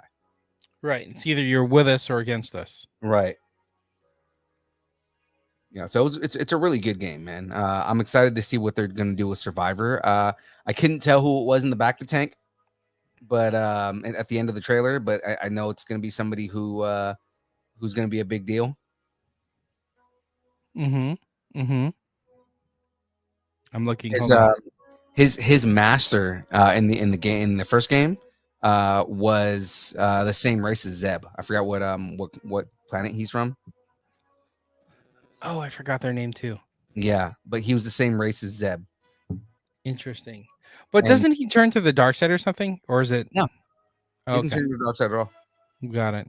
Like I said, a lot of it is just him dealing with the Inquisitors and fighting against the Inquisitors and everything like that. You see a couple of Inquisitors that are from the comics, and that you see some of them you see in Rebels too. So I mean, it's kind of cool to see them in like different. Don't you see some of the Night Sisters too? Oh yes, you do deal with the Night Sisters as well. So I guess this game, Star Wars Jedi Survivor, the story is going to pick up 5 years after Fallen Order. Yeah, interesting. I can't wait for it, man. It was such a good game. So this is the era before the Battle of Yavin. Is that right? No. This is it before the Battle of Yavin? Actually, yeah, it is. It is before the Battle of Yavin. So kind of the whole Obi-Wan Rebels type era, Rogue One. That whole Yeah, more like Rogue One era. There's a lot of stories coming out of that era. That's interesting. Mhm. All right. What up, Chris Neal? Chris Neal's in the chat. What's up? What's up, Chris? What are you smoking today? And I don't mean easy. Smoke I pots. meant like smoking some ribs. That's what I want to know. He's smoking some kind of meat. Whoa. Okay. Easy. The game will have the Force Unleashed in 2023 and will only be developed for next gen consoles. Oh, yeah. PlayStation 5 and Xbox Series X. There you go. All right. Okay. That was all the Star Wars news. Chris Neal said he just got off of work, so he's not smoking anything. Got it. You need time. That's the one thing that sucks about smoking and barbecuing. It takes forever. It's an all day process, man. Yeah, and I'm just not a planner. I can't plan like that, you know? I'm Hmm. just not good at it. Anyway, let's hop over to some gaming news. I see what you did there. Yeah. So the original Frogger, remember Frogger? Mhm. Dude, I'm so down with Frogger.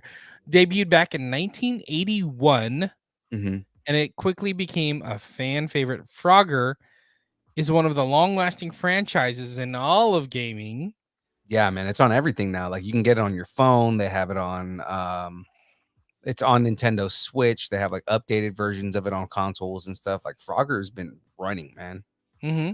So Konami's coming out with a brand new Frogger game called Frogger and the Rumbling Ruins, and it's a follow-up to the 2019 Frogger in Toy Town. Yeah. Like I said, they've been been continuing making these games for a while. We talk a lot about like console games, but like mobile games were hot for a hot minute. Like Mobile everything games was are still hot, man. I know, but we just don't talk about it enough. But I have a pseudo synopsis. Pseudo synopsis. I was proud of that one. Yeah, that's good. Synopsis. Get it? Yeah, synopsis. Chris Neal was saying Apple has Crossy Road, which that's another big example Frogger influence. Got it. Okay. The game will task players with guiding Frogger through more than 100 levels filled with three-dimensional puzzles and hidden treasures. The game's fun and friendly story will revolve around the Celestians, an ancient frog tribe, and the froglets that have begun missing around the world. Huh. That sounds like a very complicated storyline for a game where you're just crossing the road. You're probably just crossing the road, and then and then other things are happening. Just worry about crossing the road. That's all you got to worry Right, about. now it's space aliens trying to run you over. Yeah, exactly. Instead of cars. Launching off the lily pad and onto Apple Arcade June 3rd, 2022. So like 2 days. Shut up and take my money. Right? I don't even know if it's going to cost money. Yeah. Oh, if it's on Apple Arcade. Oh, yeah. If it's on Apple Arcade, then it's going to be a part of that subscription service they have. Answering my questions. Mm-hmm. Ooh, that was a lot of news. So pucker up, young Phil. It's time to quench that thirst. Not with what we're talking about next. This is so up your alley. Oh, it's not. Do we know? Have we talked about how much I hate pickles? I know how much you hate pickles. Yeah. I don't know if everybody else knows how much you hate pickles. Yeah. But this is something you have to try. You got to do it for the fans. You got to do it for the nerds. You have to try this. Oh, dude, I will. I'm literally gonna vomit if I drink this. Oh, yuck! Don't say vomit. It's not good around here. Yeah. All right, I'm in a bit of a pickle on this intro joke.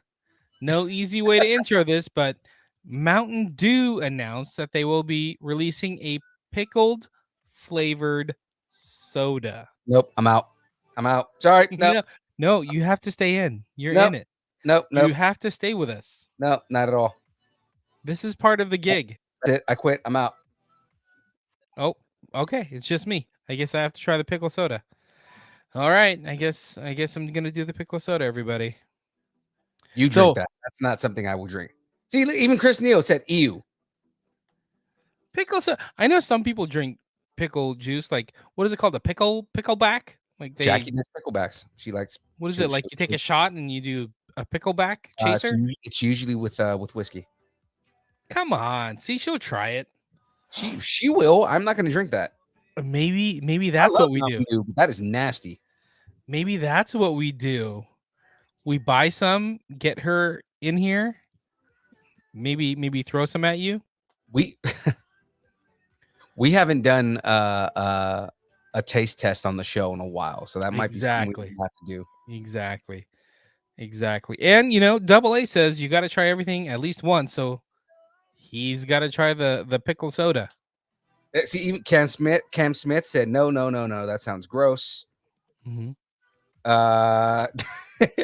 Chris Neal said, Senor Navarro, don't you even. Oh, we're gonna do this. The more you guys say no, the more I want to say yes. So we're doing this. We're gonna Cam find a way to Smith make is it an avid happen. Mountain Dew drinker. He says no. We're gonna send one to Boise just for you. We'll all do it at the same time on live stream. We're all gonna crack it, That's drink it. nasty. That is gross, man. You are squirming in your seat, sir. I am. That is so nasty, man. I have an official. What are they doing? Opsis. What are they doing? Opsis. Mountain Dew Outpost honors Dew fans with a bold approach to a flavor and outdoor adventure. The mountain projects we've funded along the variety of activities we're offering fans back to our community to help nature lovers access more of the great outdoors. What are they talking about? What? So they have a Mountain Dew like Outpost store in Tennessee. I didn't know about that. I probably would have went if I had known that existed. You probably would have had to have some pickle soda. That wouldn't have happened. So I guess they're releasing some new flavors, including this pickle one at the Mountain Dew Outpost. And there's going to be 6 new flavors coming to the Outpost. So what are the other flavors? You got to throw out the other flavors. All right.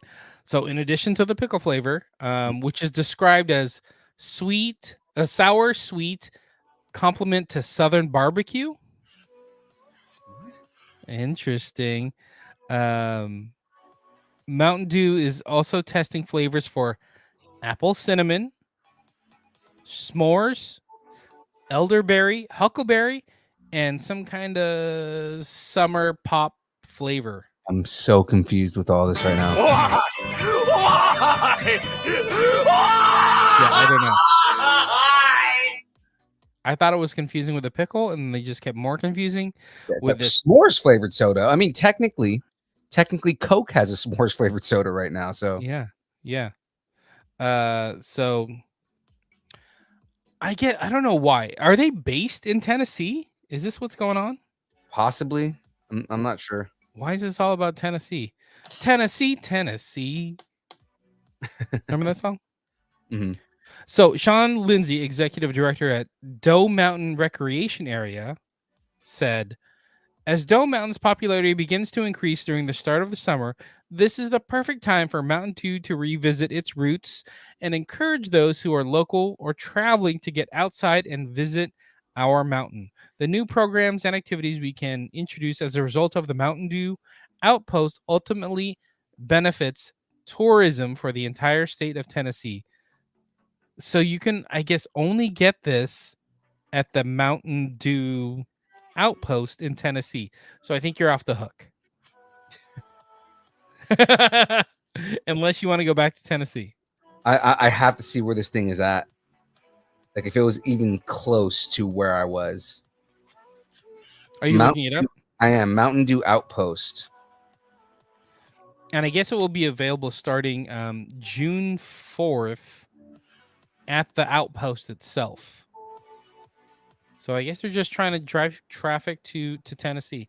Dude, if you find out like it's not far from Nashville, maybe we send our boy Silver's Wrestling Rants, Brad, over to get some of this Mountain Dew. Okay, so it's outside of the town of Mountain City, Tennessee. Let's see how close that is to Nashville. Look, see, Mountain- Darren Chibi's willing to do it. He said live, he'll do it live. Pickle juice challenge. I like it. He may puke, but that's not my problem. I definitely would puke. Again, I- also I not would- my problem. I would blow chunks. That's nasty. Come No, on, it's you're closer better to than that. it's closer to Knoxville. So I mean, like Knoxville is like 2 hours away from Nashville. And Oh, it's come not on. that close to it. It's like it's kind of on the border between North Carolina and Tennessee. So it's not close. North Kakalaki. Who do we know in North Kakalaki? Or even like it would have to be somebody close to Charlotte. I don't think I know anybody in Charlotte. Woo! We gotta know somebody. I thought I you know- knew somebody. I know people in North Carolina, but on the other side of North Carolina. Isn't Amy? Was Amy in? Amy is in Fayetteville, which is like way further away. I'm sorry. Where's Fayetteville? What state? North Carolina. But I'm Okay. saying Well, it's- thank you. But I'm saying that's farther away from getting somebody from Tennessee to do it. It's a That's- 4-hour drive from each location, basically. That's okay with me. It's not my problem. So Just to go drink some pickle soda. yeah, Gross. just to put pickle soda in front of you. It I- really pisses me off to no end. I say it's worth it. That was my last bit of news, and we're gonna find a way to make this happen. Darren said the challenge is to see who throws up first. Now, who can keep it down the longest? That's what I'm saying, It's like drinking a gallon of milk. right? I'm a dad. I can handle it. This is good. Make it Yeah. happen. Your kid just blew chunks the other day, man. Yeah, exactly. It's all good. I can figure it out. I can handle a little bit of pickle juice. That's Let's do it. the worst. Okay, that's The all worst the news I got. That's all the news. So now looks like we are moving into what we like to call. Oh wait, I think Cam did have a rumor for us, right? Oh, Cam, did you have a rumor for us?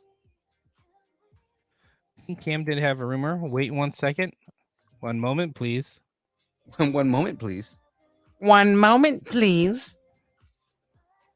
It was a video, but I can't play it right now. But the whole rumor was that, going back to the whole MCU, according to inside sources, Secret Wars Part 1 is now aiming for a 2026 release.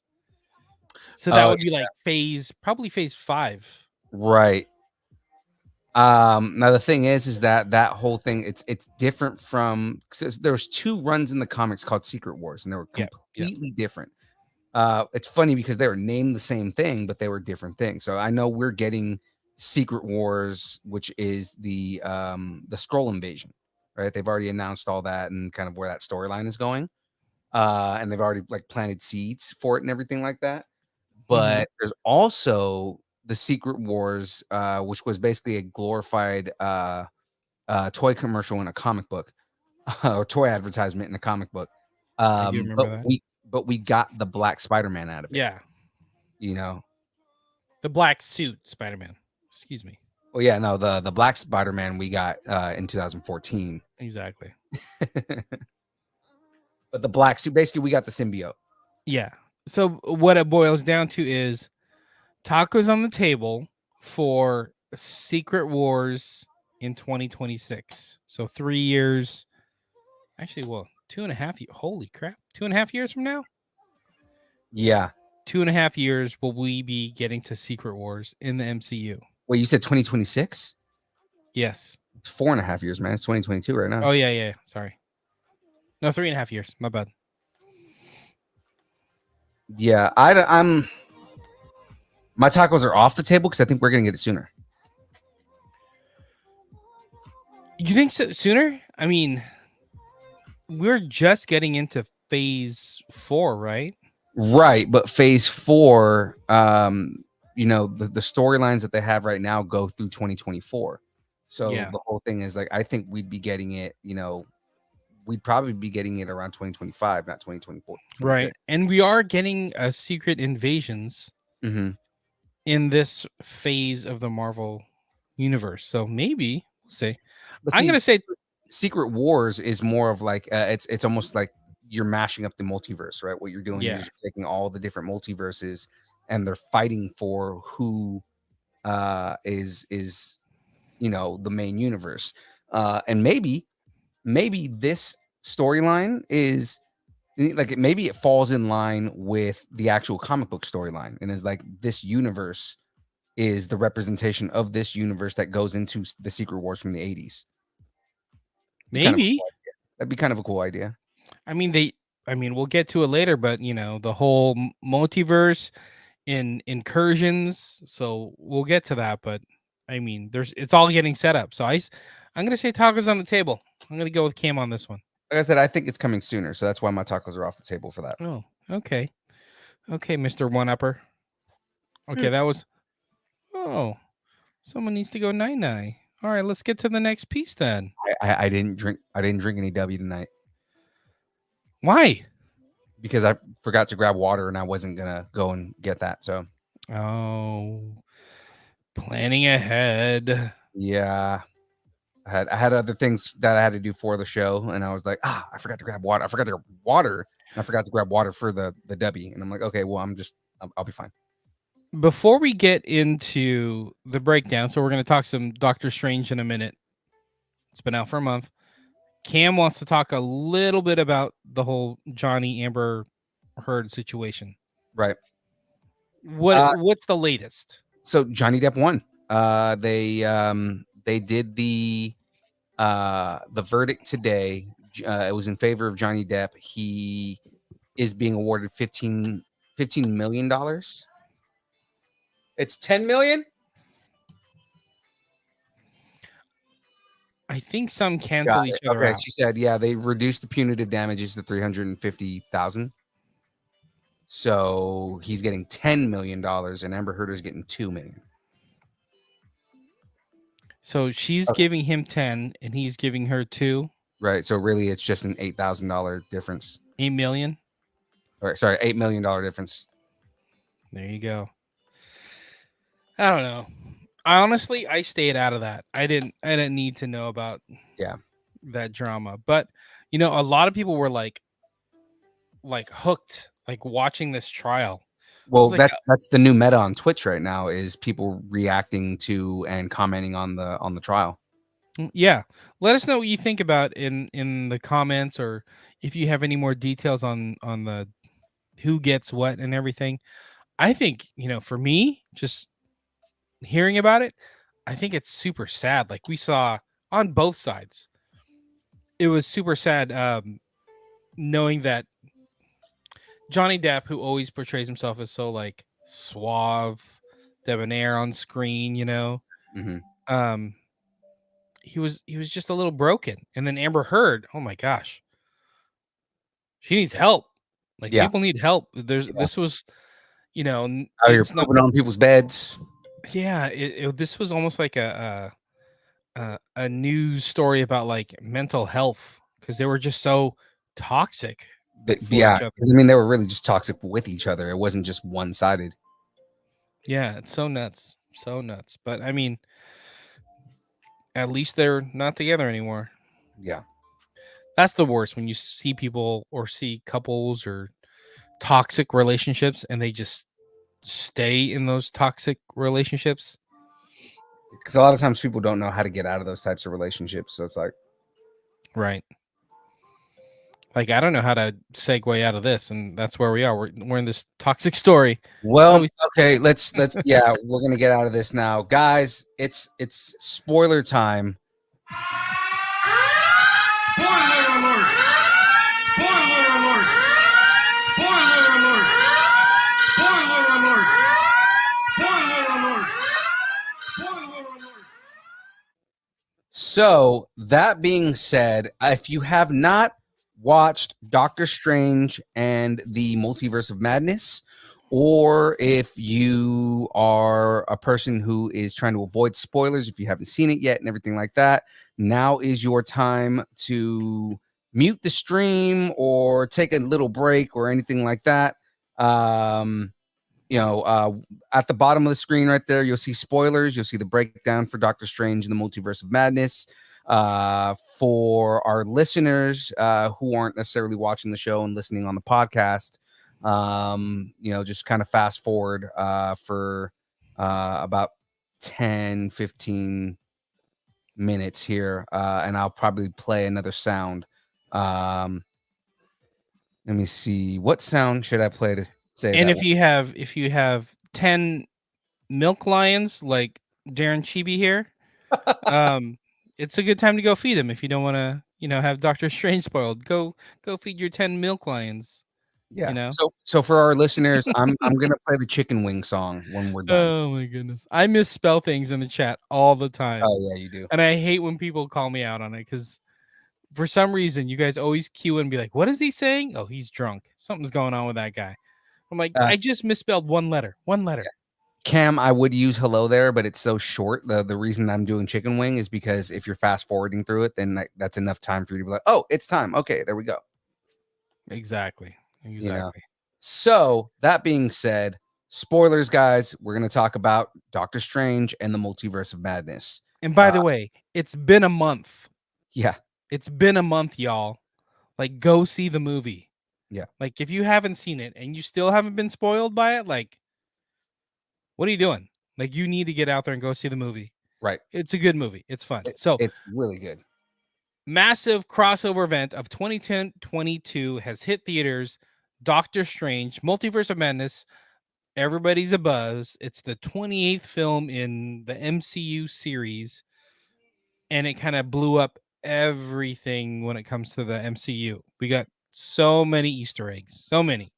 Yeah. So first off the bat, young Phil, did you enjoy Doctor Strange? 100% enjoyed this movie. I mean, again, there was small things that I kind of wanted, but they weren't things that messed up the movie for me. You know what I mean? Like, it wasn't anything that was like, oh yeah, if this is not in the movie, then it's gonna ruin the movie for me. I mean, there were a couple of twists that were like, okay, I wasn't expecting that, but for the most part, I enjoyed the movie 100%. I thought it was really good. I totally agree with you. Like, I wish we all got to see it together because it was one of those like movies where it's like, oh my gosh, elbowing each other's, and that's what we were kind of doing when I went and saw it with Bird and the Jackie and a bunch of other people, and Thick was there too, so it was great. But you weren't there, and Ray wasn't there. Well, I had COVID, so I couldn't. Yeah, a little COVID never hurt anybody. But it was so fun, like all the little Easter eggs that came through in this movie. And you're right, like it took us on a ride that I did not expect to go. Right. And even some of the things I did expect, I didn't see coming. Right. So I dug this movie, and there were some liberties taken based on the comics. There's some other things happening, but we'll get into all that. I would say, do I like this better than the first Doctor Strange? It's so weird to compare the two because so much happens in between the two movies. I would say I enjoyed it more, and I enjoyed it for what it was. Right. It was definitely expanding on the MCU. I only brought that up because some people were like, this is so different than the first movie, and it's like this and that. And it's like, dude, all these movies are one big storyline. You can't compare Doctor Strange 1 with Doctor Strange 2. You can't compare Thor 1 with Thor Ragnarok. There's so much that happens in between these stories that you need to see it all. What up? Chris Cope is in the building. Oh. Yeah, we have actual Jedi in the building right now. Right? It's been a while, Mr. Cope. Right. Darren, so Darren's saying we should put something on the screen that says Doctor Strange 2 spoilers. The bottom of the screen says Doctor Strange in the Multiverse of Madness, and it literally says spoiler on the screen, man. Like, take down the Chris Cope thing. There it goes. Boom. Spoilers. The spoils. So, But yeah, let's get into like some of the Easter eggs because we're not gonna go frame for frame and mhm. ruin the entire movie for everybody if you haven't seen it. You But know, we're let's not talk gonna go into about some of plot the lines and things. stuff like that, but like there's things that we saw that we, you know, Yeah, yeah. like some of the stuff that relates to like the rest of the MCU or relates to comics, um, or just let's peel a layer back and see what happens. Like one of the things that I thought was cool, and a lot of people were just like, "What? What does it even matter?" But we got it said that it was we are in Earth 616. Right. I thought that was cool that they kind of officially named what universe that we're in, even though we've been saying it's Earth 616 for the Yeah. longest. Well, Uh what's kind of nice is that like in the Marvel comics, the main Earth is 616, right? mhm, And now that we're dealing with the MCU and they're calling that the 616, it's like, okay, this is the main universe that we know, right. and we'll go from there. So, I kind of dig it. I kind of dig that it said 616. What do they say? The Illuminati were hanging out in 838 or something like Right. that. So that was kind of interesting. Like I didn't know if that pertained to anything else or if 818 was a actual universe or actual Earth in the comics that was um significant, but I like that they made that separation. Right. One of the other things that I thought was kind of cool. So like for a while, they had been talking about like what who the main villain of the movie was going to be. Mm-hmm. Right. And it's like, it's like, oh, it's going to be Wanda, or it's going to be for the longest time they were saying it was going to be Nightmare, it was going to be Shuma Gorath, like it was going to be all these different characters. I thought it was interesting that you see, or you basically fight Nightmare and Shuma Gorath in the first 20 minutes of the movie. Which was cool because it's like you thought it was going to be the big bad, Right. but it's more like an homage to the comics. Right, because you at the very beginning of the movie, he's fighting Nightmare, and I'm like, oh shit, there's Nightmare, right? And then when Shuma Gorath shows up, I was like, ooh, this is gonna be crazy. And then it didn't go that long, and I was just like, wow, okay. Yeah. Like honestly, I didn't need it. I don't like I get it. It's from the comics. Okay, great, but like But I also, don't need a I full on mean, thing. in What If, they kind of made it up like Shuma Gorath was gonna be the big bad, Mm-hmm. and that kind of wasn't the case. But I mean, it was kind of cool to see him still. Yeah, yeah. Another little throwback. Real quick, going back to this whole 616, 838, like the multiverse of it all, Mhm. we got we I mean, if you don't know this yet, like there's the Illuminati in this movie. And in the 616 universe, it's who makes up the Illuminati? It's Um, Reed Richards, Black Iron Bolt, Man, Black Bolt, Namor the Submariner, Black Panther, Black Panther, Mr. um, Fantastic, Mr. Fantastic, Doctor and Strange. Doctor Strange. Yeah, Right. So we got a version of the Illuminati, but I love how they put this together because it wasn't like they grabbed somebody we know and threw him right. in. They grabbed like a version of somebody we know and put him in. Like this version of Black Bolt. Was I, more like the one from the comics, and I dug that. I dug that, but they got the same character. That what's his name, Right. Anson Mount. Anson Mount. I love that. I love that they brought him in for that. Right. I mean, because as crappy as the Inhuman series was, it was cool that we get Anson Mount, Yeah. the dude who played Black Bolt in the series. And he's a more comic book accurate Black Bolt, and I thought Mhm. that was really cool.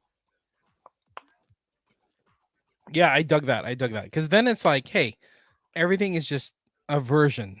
Right. This is just one universe version. So if you don't like Black Bolt or you don't like Inhumans, like there's just another version out there, which tells me they could do anything they want Right. with these, like, and pick and choose. They're like, okay, the whole Inhumans thing was kind of a bust. Let's put that away. But Anson Mount, we really like him. let's bring him back, even though 838 version of him is gone. Maybe we bring Anson Mount back for something else. Right. Or you can say that the Inhumans TV show that we got was from a different universe, and we can get, a legitimate Inhumans, and Anson Mount can come back and be Black Bolt, and we don't lose and get this crappy version of Medusa and Karnak, and we actually get good versions of the characters. You can actually have Medusa with hair. Is that what you're saying? Oh my god, because that's one of the things that I complain about regularly when we talk Inhumans. Is why would Kevin- you basically cut her entire power off in the first episode? Like, why? Right. Once they put the Kevin Feige money behind it, they'll animate her hair. Oh yeah, It'll be fine. It'll Exactly. be fine. So that's what I liked about the Illuminati. It was like versions of things that we've seen before, like even Captain Marvel. Yeah. I thought that was the nice. It felt a little throwaway, but it felt fun that they put it in a different version. Like I didn't need to see Brie Larson, Right. The version of Captain Marvel that we got was Spectrum, and Spectrum is Captain Yes. Marvel at one point. So it's like, it makes sense to have that. Yeah, I dug that. I thought that was cool, but I think my fate. Well, I don't know if it's my favorite. It might be my favorite, but the reveal Yes. of Professor X Mm-hmm. and just that little hint of the animated series theme music. Oh, Right. The animated theme comes in, and he's just rolling in, and he's the version from the animated series. Yeah. He's got the big yellow hover Yellow chair and all that. hover chair, the green suit. Yeah. It's like, oh, that was so perfect, and just that little touch of the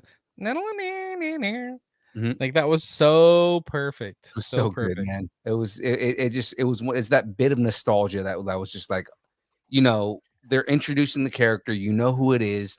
There's a nostalgic piece for those of us who grew up watching that cartoon and that show. But then for kids, like they don't have to know anything about the character at all. Mhm. What I liked about it, it's like we all thought Professor X was going to be in this.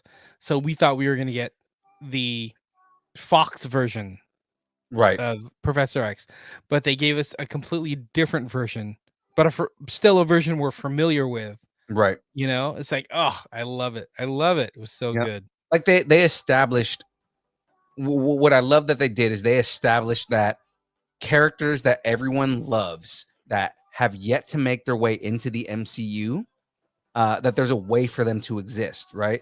Going back to, like, we had Reed Richards, we had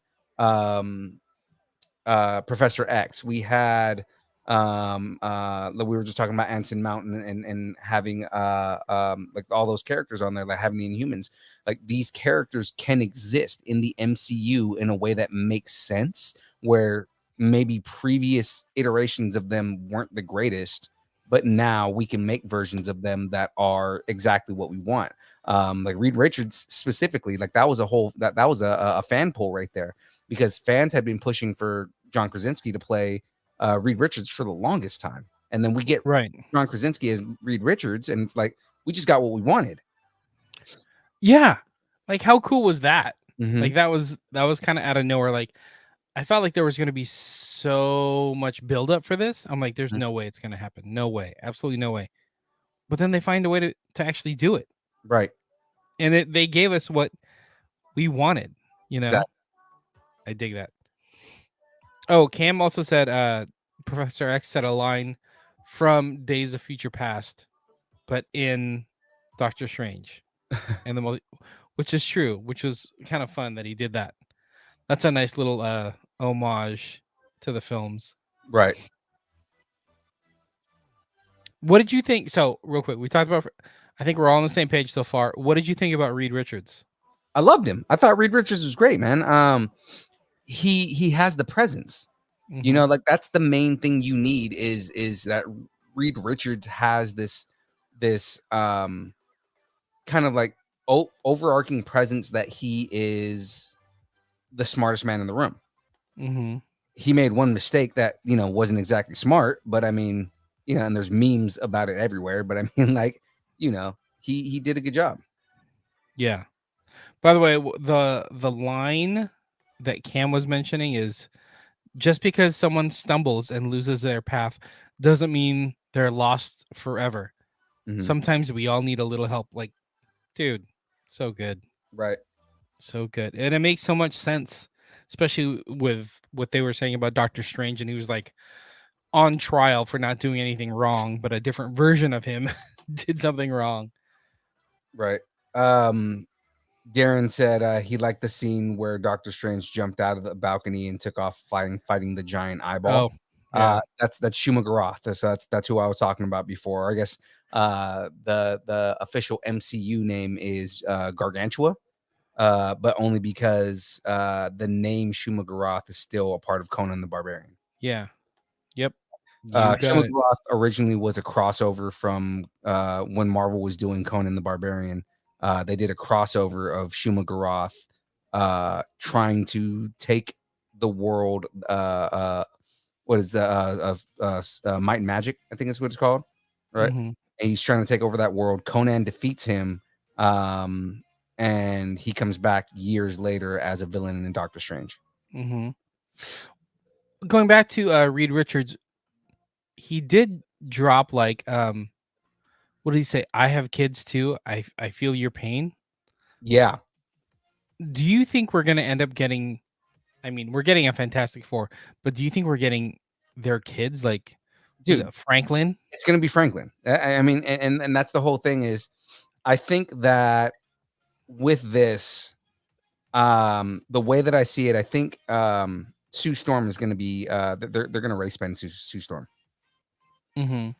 The only reason I Sure. say that is because like major spoilers. This is like not even movie spoilers. This is comic spoilers at this point.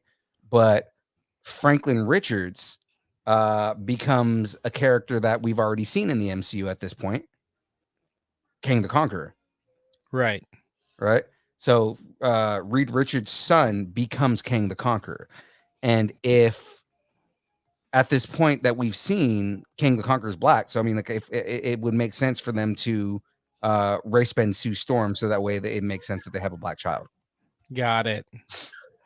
That makes sense. That makes sense. Mhm.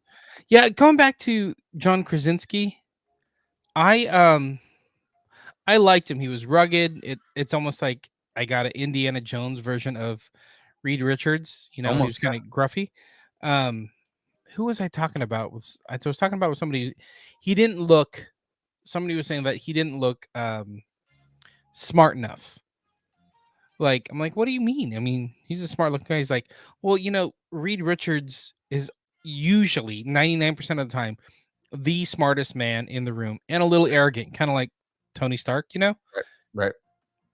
John Krasinski wasn't giving that off. I'm like, oh, that's actually a good point because Reed Richards is a little flawed sometimes. That you know he puts his work in Right.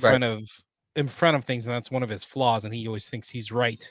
Right. Um, Right. so I'm just like, oh Hank yeah, Pym. They're like Reed Richards and Hank Pym always put their work ahead of everything. yeah, and they always think they're right. You know, like Right. I have to do this because I think it's right. It's the Right. only way. Hank Pym is just maybe a little bit worse because he's also an abusive alcoholic. But I mean, Yeah, well, you know that happens. That yeah, happens. But I mean, if they were going to give me like an action version of the Fantastic Four, I would want John Krasinski yeah, in the film. absolutely. I I do. think John Krasinski can play smart. That's just like maybe the choices in that role, because it also has to do with the direction. It doesn't always have to be like, oh, John Krasinski didn't do this. It's like, well, I mean, the direction has to play in that too. Mm-hmm. Mm-hmm. All right, let's keep going. Captain Carter. Yeah, yeah. I I mean, that whole lineup for the Illuminati, was pretty cool. I mean, like same thing. Instead of Doctor Strange, you had Baron Mordo. Like yes. Baron Mordo was took his place on the seat, and it was kind of cool to see Baron Mordo in the role that he's in the comics, being like the antagonist to Doctor Strange. Mm-hmm. But also being on the side of good. Yeah, You know, everything was so. This is kind of where we are with the whole MCU. Is like everything's kind of gray area. Like right. nobody's completely good, nobody's Yes. completely bad, Right. except for like Captain America. Like that's the only one. Or I can do this all day. Captain Carter. Exactly. Yeah. I can do this. That was a nice little touch to add that in there. I kind of like this Captain Carter, like live action Captain Carter. Yeah, it was pretty cool to see her as Captain Carter in live action. Do you think we'll end up getting some kind of other Earth multiverse movie or show? They're already talking about a Captain Carter solo project is in the works already. Like live action? Like a live action thing, because they enjoyed that so much. They're like, we need to do this live action now. I think I'd be down with that. I think I'd be down with that. My only question is, the version of Captain Carter that we got in this movie, is it the same version of Captain Carter that we got in What If? I don't think so. And does that mean that there are multiversal versions of Captain Carter, which also means that Steve Rogers is not Captain America in these universes? Right. Mm-hmm. My mind just blew, and now That's I why I got was to saying, think like, about that. if you look at the way that the story went for What If, like that was like a chance situation that happened. That wasn't something that that would have been something that would have repeated in a lot of universes. Mm-hmm. But it's not far-fetched to believe that more than one universe with the thousands that are supposed to exist, that one or two you have Captain Carter instead of Captain Rogers. But And yeah, that's okay. I mean, Steve Rogers is still, a hero at the core of it. he Just becomes like Iron Man essentially. essentially, yeah, exactly. So I think they're gonna find a way to. He's maybe like her version of Bucky, Right. sidekick style. Yeah, he kind of is. Which again, then that begs the question: what happened to Bucky Barnes? Like, where's Bucky Barnes at in all this? Yeah, good point. Good point. Interesting. Mhm. I have to go back and watch What If. There was a lot of jokes in that episode where they made, like, Bucky was just another soldier on her team, kind of how he had the I'm forgetting their name, the group that's with them, The Howling, the whatever. Howling Commandos. Yeah. Like, Bucky's just another Howling Commando at that point, and there's a lot of jokes about, like, damn, you almost took my arm off. Yeah, exactly. That's funny. I love that stuff. By the way, so this was directed by Sam Raimi, Right. and I didn't know this, but Easter egg. I guess Sam Raimi puts an Oldsmobile In every movie. in he makes. every movie he does, Yeah. which I didn't know, but Which is funny now because Oldsmobile is not a company anymore. So it's like, yeah, now exactly, finding classic versions of these cars. exactly. Okay, let's keep going. We gotta. This one's weird. Mount Wondergore. Yeah. Like that's kind of big in the whole Scarlet Witch, Quicksilver past, right?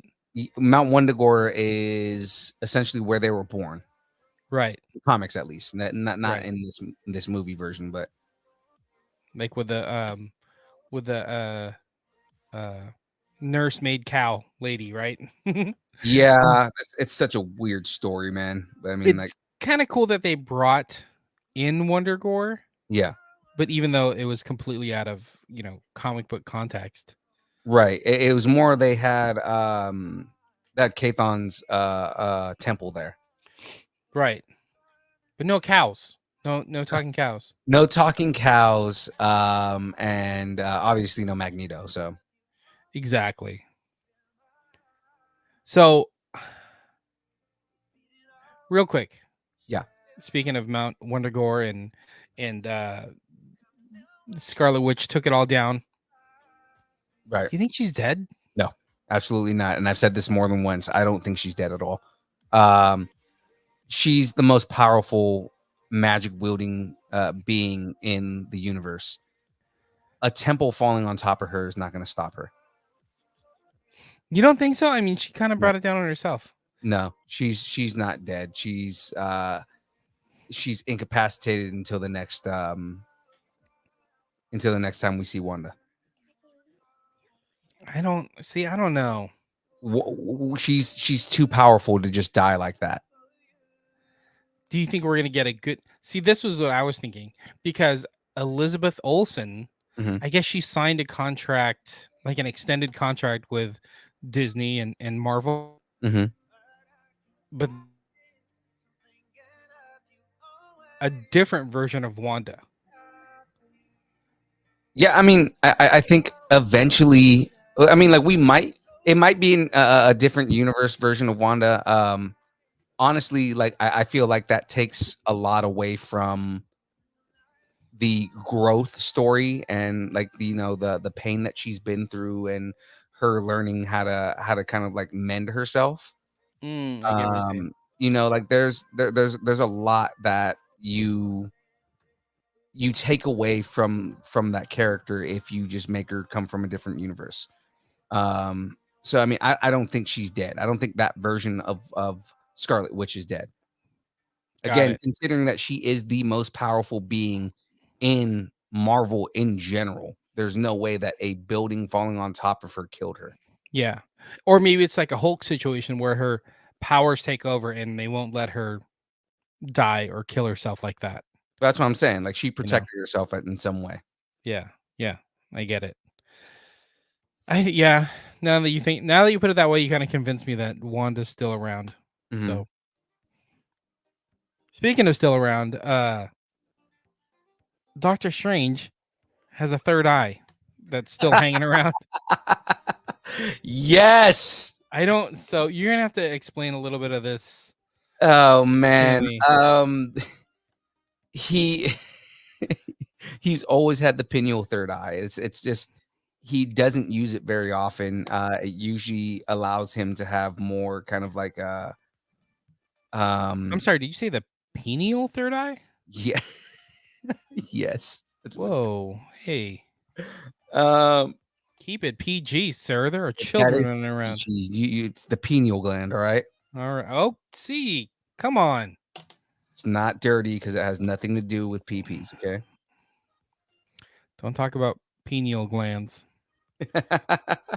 But yeah, no, it's a trip because you see him with the third eye. A lot of times he tends to kind of go into like he goes to dark places every now and then when he uses the third eye, but it's like it's like another backup power that he has. Mm-hmm. Got it.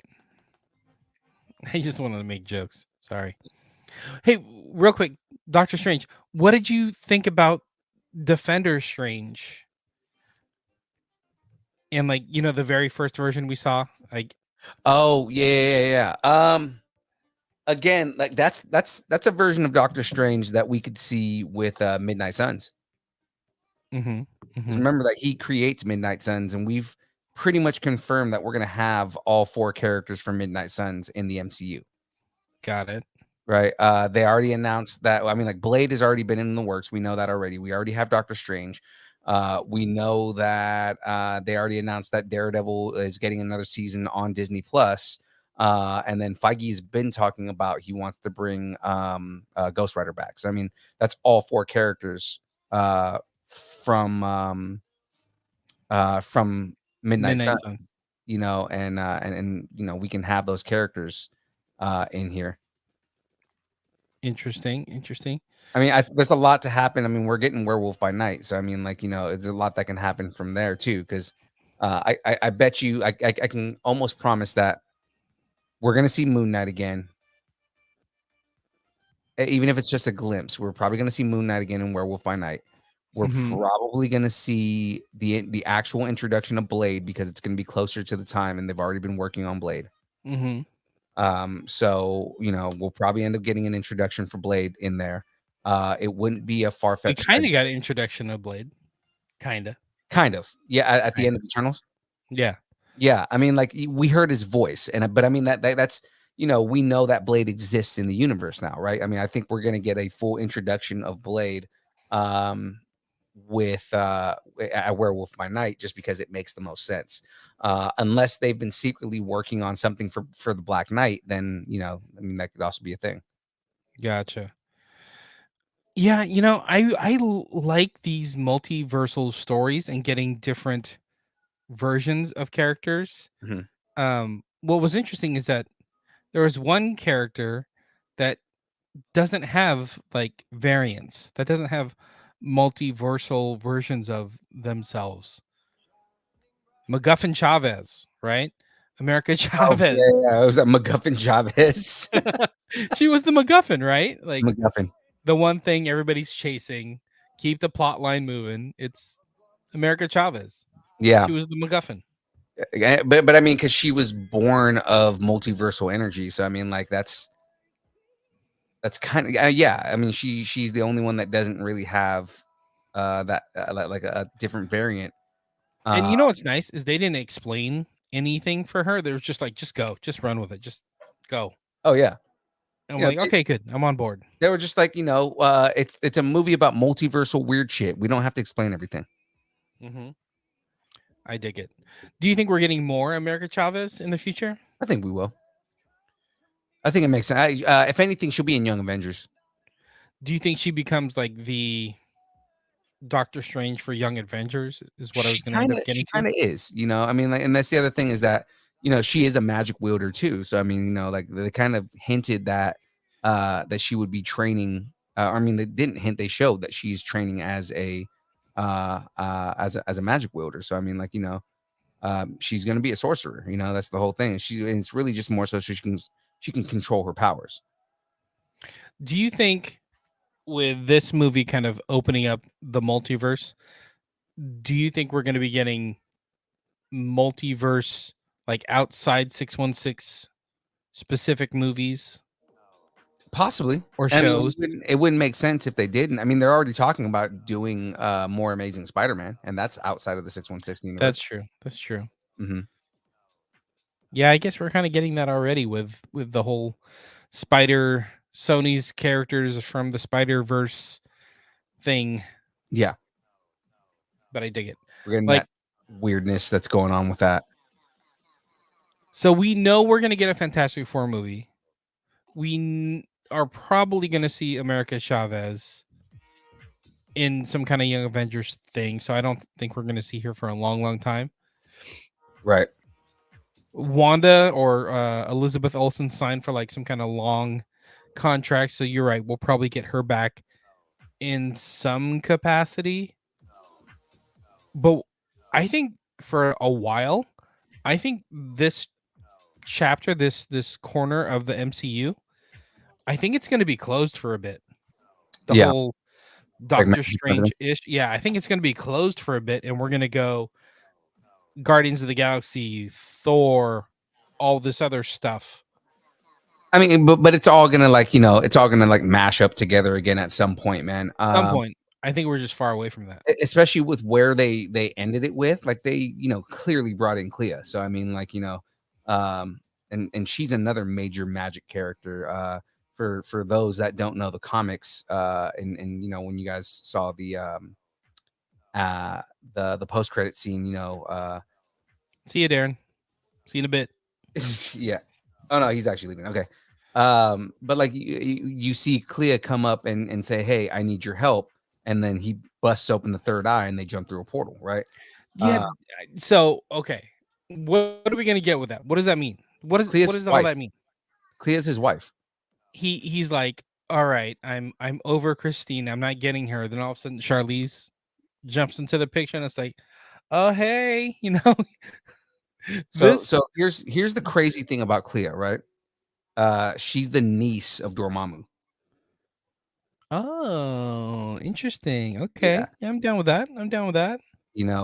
So she's from the dark dimension, right? Where Dormammu is from, and she holds a rebellion in the dark dimension, Mm, and he got helps it. So I mean, like, that's kind of where they fall in love, and like right now they're holding to the story of him and Christine Palmer, but and Christine Palmer's always been a love interest for him, but it's kind of more like he learns that he needs to move on or he's going to be too self-destructive. Yeah, and that's good. Like, I'm all good with like character growth. Like, Yeah. what's her name? Rachel McAdams. Like, I get it. You did your part. Peace. See you later. Like Yeah. unless you're gonna become Mighty Thor, thank you for your time. See you Right. later. You know what I mean? Like you're Yeah. out. And they're moving into that next chapter. They introduced Clea. They introduced her, but they haven't shown like what any kind of relationship that he has with her. Just that I need your help. Okay, let's do Yeah. it. Yes, hot lady in a purple jumpsuit. Right. Whatever you say. Yeah, hot lady in a purple jumpsuit that happens to be the niece of my sworn enemy, Dormammu. And thank you for not rocking a bowl cut in this movie. So Yeah, absolutely not. much appreciated. Yeah, nobody You wants to can see that stay. bullcrap.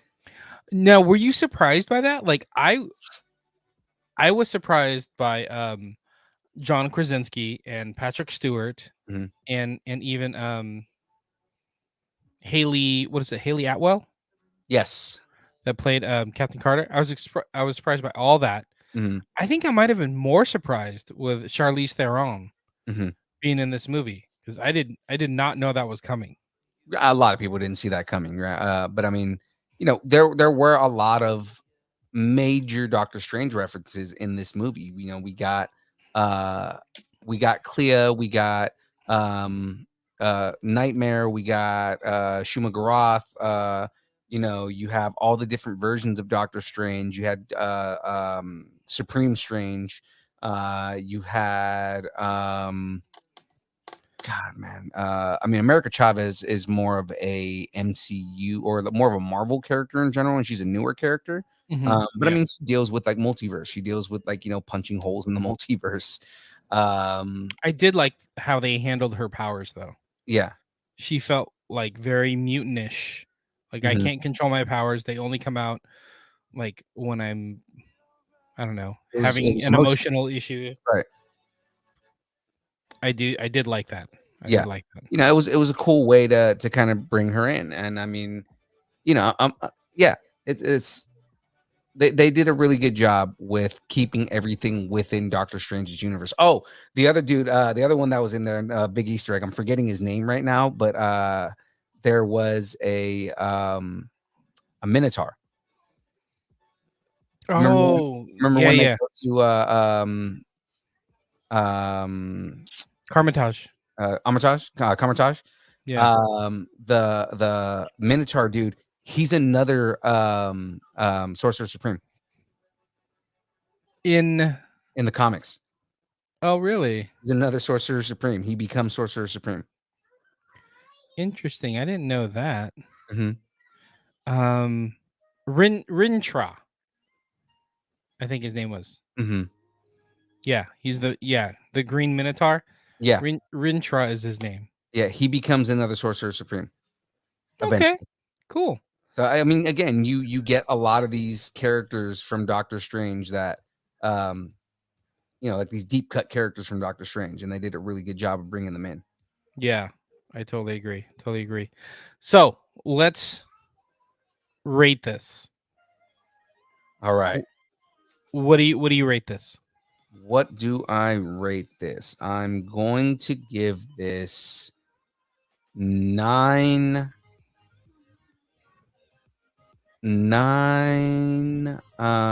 reanimated zombies out of 10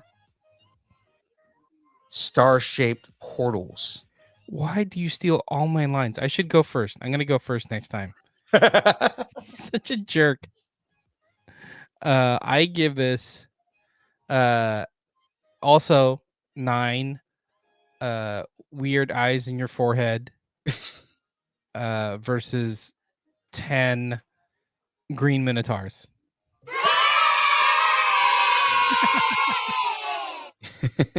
So what do you think happens next? What do I think happens next? Yeah.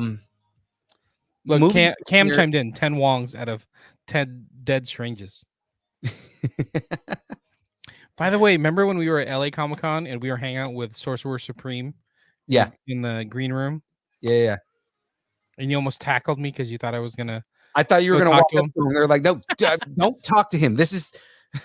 Oh, that was funny. I mean, we got to hang out with Lex Luthor, and that was kind of cool too. Yeah.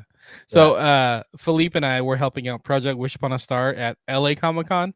Was that last year? Yeah, last year. That's true. And we were in the green room. So we just met Zachary Levi. Mhm. And then we had to go, I think, move Star the cow, right? The big Yeah, the cow. And it was in the green room or the celeb room, right? And uh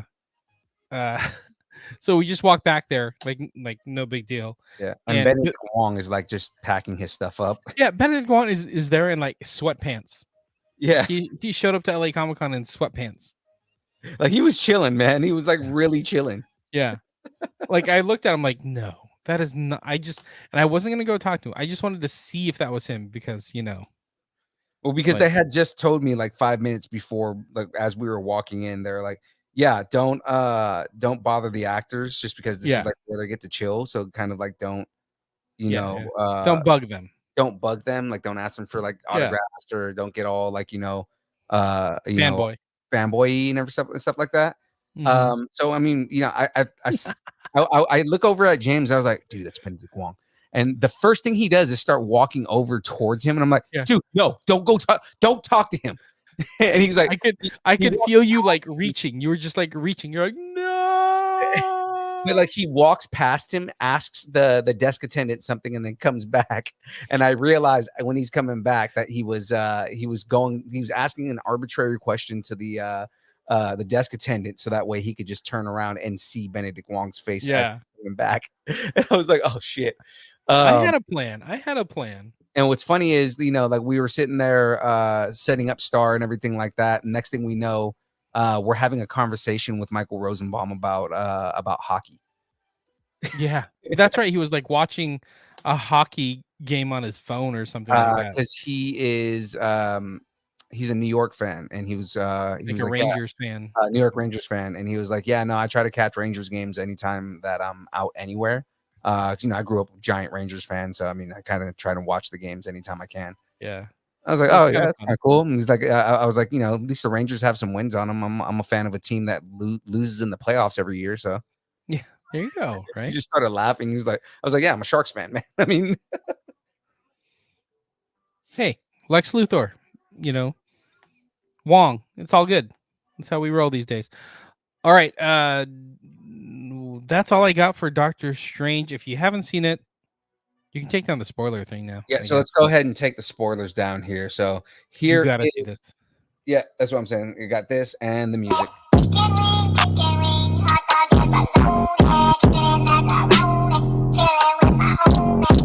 All right, so that is the end of our spoilers. That is the end of The show. breakdown. The end of the breakdown. So real quick, while we're talking about the breakdown, we just covered Doctor Strange. We have a few things that are in the pipeline with Obi-Wan, Stranger Things, Top Gun. Oh, Sorry, my boy hopped in the chat right now, and my boy Wilfred, and he says, "Don't come for the Sharks." I'm trying to tell you, I'm a Sharks fan, and it breaks my heart that we lose in the playoffs every year. Like we're in the quest for never getting a Stanley Cup because we always lose in the clutch. see, that's the problem with you Bay Area fans, right? You guys get your hopes up. See, I've learned being a Sacramento Kings fan and a Raiders fan, Mhm. you can't get your hopes up. You Yeah. know, like, You can't. You gotta can't. get You can't go into a Raiders game thinking they're gonna win. you get used to losing. You get used to losing, right? It's past I mean- couple seasons where the Raiders are like hitting the playoffs. It's like, what are you guys doing? You're pulling at my heartstrings. I'm not Dude, used to I'm that. a Niner fan. It's like tenfold for us, man. Hey, No, talking we about come- like getting somewhere good and then losing. can we come to an agreement when Kaepernick signs with the Raiders, you get a Raiders Kaepernick jersey? Can you do that? No. Come on. Support him. I mean, Take a knee. support him. I 100% support him. Take a knee. I'm not getting a Raiders jersey. We'll talk about that later. Anyway, okay, so breakdown. We're gonna have Stranger Things coming up. I know Cam, you probably binged it the first 8 hours that it was out. Right. We also have Obi-Wan, which we're halfway through the series already. Holy Right. cow. Now, do you? Because I was thinking we were gonna go and do episode breakdowns, and we're behind on that. Like we'd have to do all 3 episodes next week. So but do that's you what know I the kind of. reason the series is over. What's that? Do you want to wait until the series is over to do the Obi-Wan breakdown? I'm kind of thinking about that, but Because we're I kind of want to lean to, because it's not like each episode. This is kind of weird. Let's spoil. It's not like there's like you're on a cliffhanger each episode right. that's happened, you know. So Yeah. not like the way Moon Knight was, you know. So I think we can wait. Plus we got Stranger Things, Mhm. Obi-Wan, Top Gun. Mhm. I think Cam mentioned it earlier that we're getting Miss Marvel. Miss Marvel starts next week. So all this is coming. Before we know it, Thor will be here because it comes out in like a month from now. Yeah. It's so crazy that we're gonna have so much stuff to review. Yeah. So just be ready, y'all. Yeah. Get out there and watch all your nerd stuff.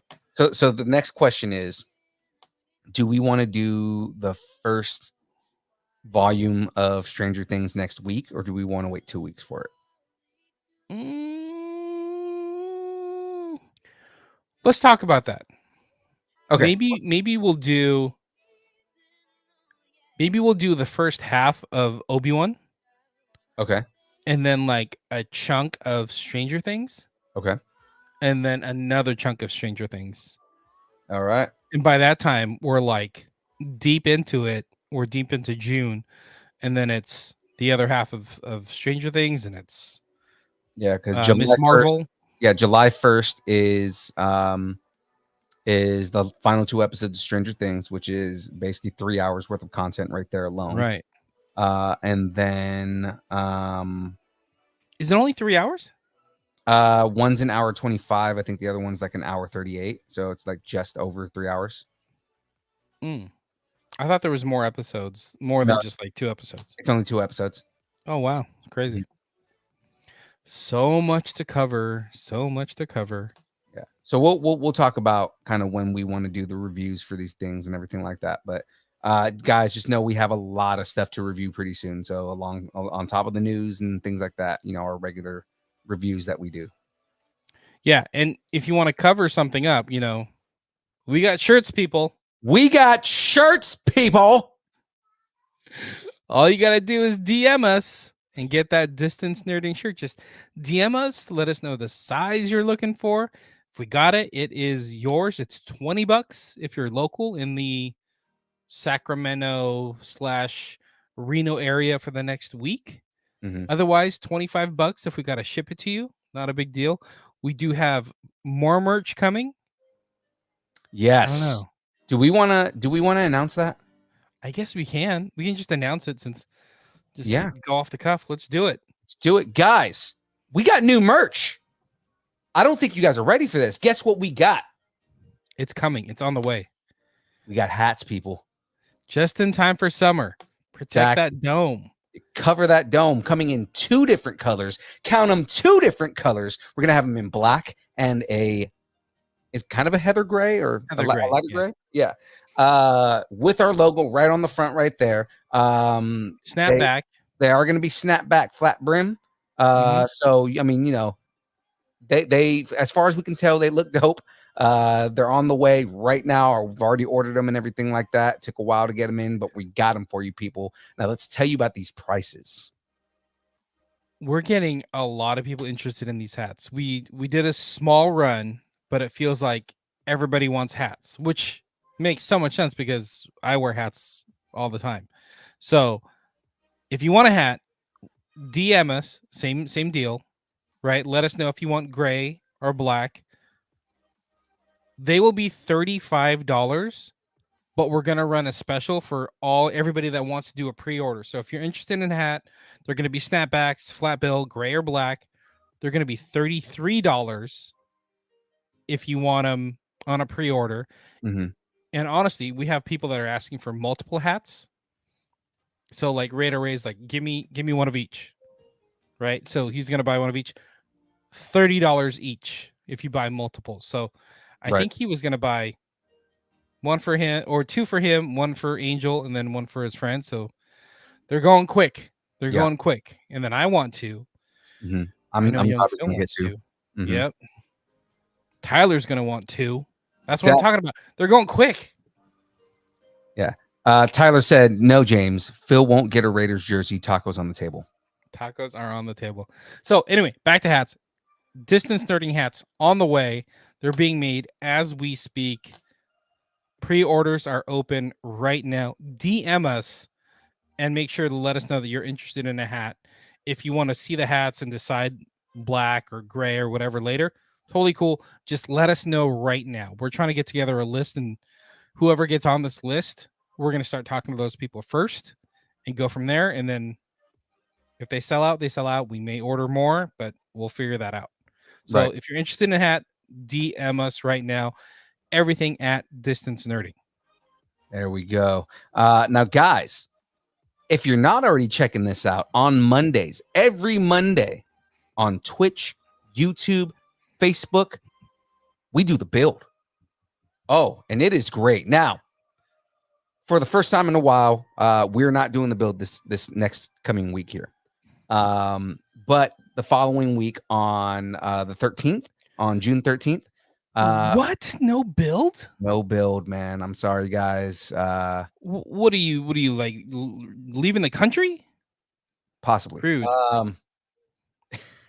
Rude. I will not be around to be able to do the build this upcoming week, but Everybody needs a little bit of time off. right, June 13th though, guys, when we come back from our little vacay here, we will have Tim Donaldson on. Yay! The All right, cool well, Jawa himself. Tim Donaldson, the original UTD himself, is going to be on the show, and we're going to be continuing the Batmobile, the 2022 Matt Reeves Batmobile. So that's going to be fun. We're going to be doing that. We're going to be continuing our best MCU character bracket.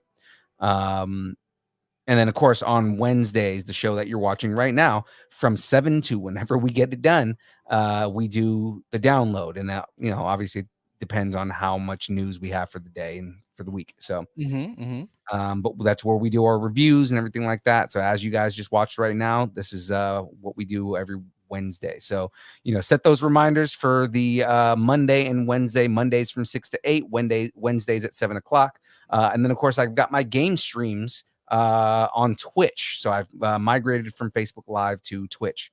And anytime I go live on there, I post in the Nerdington post and on Facebook. So, be on the lookout for those. Play games like got a new season of Destiny. So I've been, playing Destiny, but also a little bit of Halo, a little bit of Call of Duty. I'm probably going to start doing Elden Ring pretty soon. Maybe Frogger. Who knows? I might stream Frogger. No. Actually, I can stream to Twitch from my phone. So I mean, Can you really? I can get Frogger. I mean, I want to see how you're doing on Disney Emoji Blitz. That's all I care about. Terribly. Rude. Now it's time for pluggables, but I wanted to plug something specifically, and that was very special to my heart right now. James, I am special to your heart. Yes. you are special to my heart, but James, Young Phil, have you heard of Lucharillas? I have heard of Lucharillas. Let's talk about Lucharillas. We're going to talk a little bit about Lucharillas right now. So, in collaboration with our good friend Eric Ruiz, he has a new organization called Lucharillas, which is basically lucha libre style gorillas, right?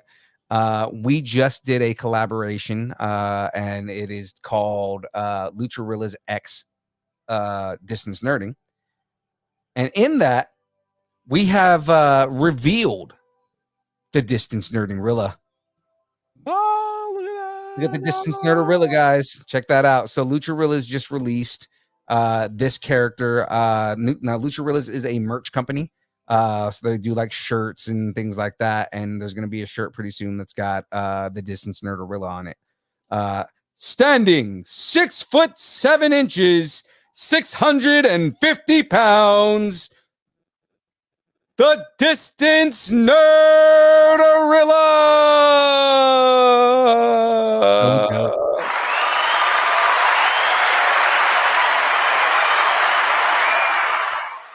So be on the lookout for that, guys. If you want to find out more about Nerdorilla, yes. You know what? I have that mask. You get because you got me that mask. It's No, it's not working. no, you're looking through the mouth hole right now. It's in my drawer somewhere. But I mean, like, guys, if you want to know more about Nerdorilla, go to at Nerdorillas, or I'm sorry, at Lucharillas. Go to at Lucharillas on Instagram and at Lucharillas on Twitter to find out more information on the Distance Nerdorilla and just Lucharillas in general. Give them a follow. Yeah, give Let them 'em a know. follow, check them out. It's a super cool organization. Again, it's the idea is they're crossing over Lucha Libre with just gorillas, right?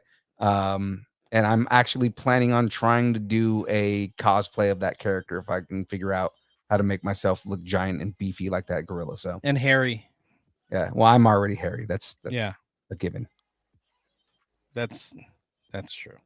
Yeah, That's true. there's that. No, but that's really cool. I'm super excited to work with Eric and the Lucharillas and see what you guys can come up with. It looks super cool, and we'll see what happens from there. I don't think it's up yet, but just since we're plugging friends and everything, you did an interview, sir. I did. Be on the lookout. It's a podcast called Geeked Out.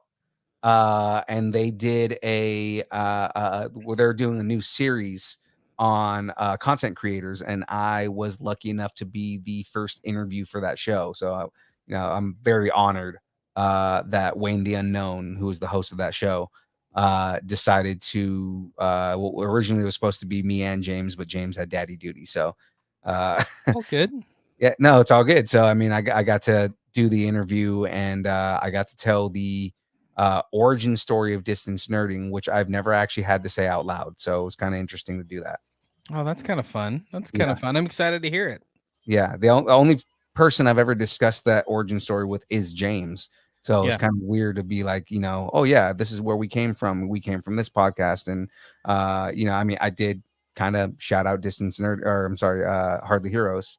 Oh, good. That's yeah. where we came from. Yeah, I talked about our time on Hardly Heroes, and just that evolution to going to distance nerding, and how at distance nerding has grown, how our different shows and segments have like where they came from and how they became what they are now. So it's a fun. It was a fun interview.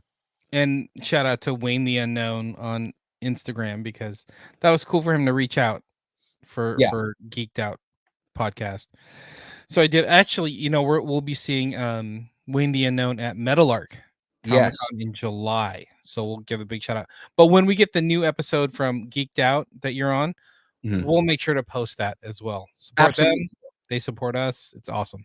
Yeah, we absolutely will post that, and we'll be plugging that like crazy. So we're always about collaborations with any organization that wants to collaborate with us. So exactly. Yeah. So again, don't forget Silver Age Comic-Con Reno, June 11th. We'll be there. We'll be hosting panels. Come say hi to us. Come get some stickers. We may have the hats by then, so if they're not sold out, we may be bringing them. So if you're in the Reno area or coming down from Boise, Cam, maybe able to pick up your hat, yo. Yeah, there you go. Like I said, Cam, now that you have a Forever Pass, because he bought a Forever Pass on Monday. Now that you have a Forever Pass, if you make your way to Reno, I will have a special prize for you. Look at that. But only if you come. If you do not come to the show, I'm giving it away at the con. Oh, so rude. So that's the stipulation for you, Cam, is you got to come to get the prize. But if you don't come to get the prize, then I have to give it away. Awesome. That's good.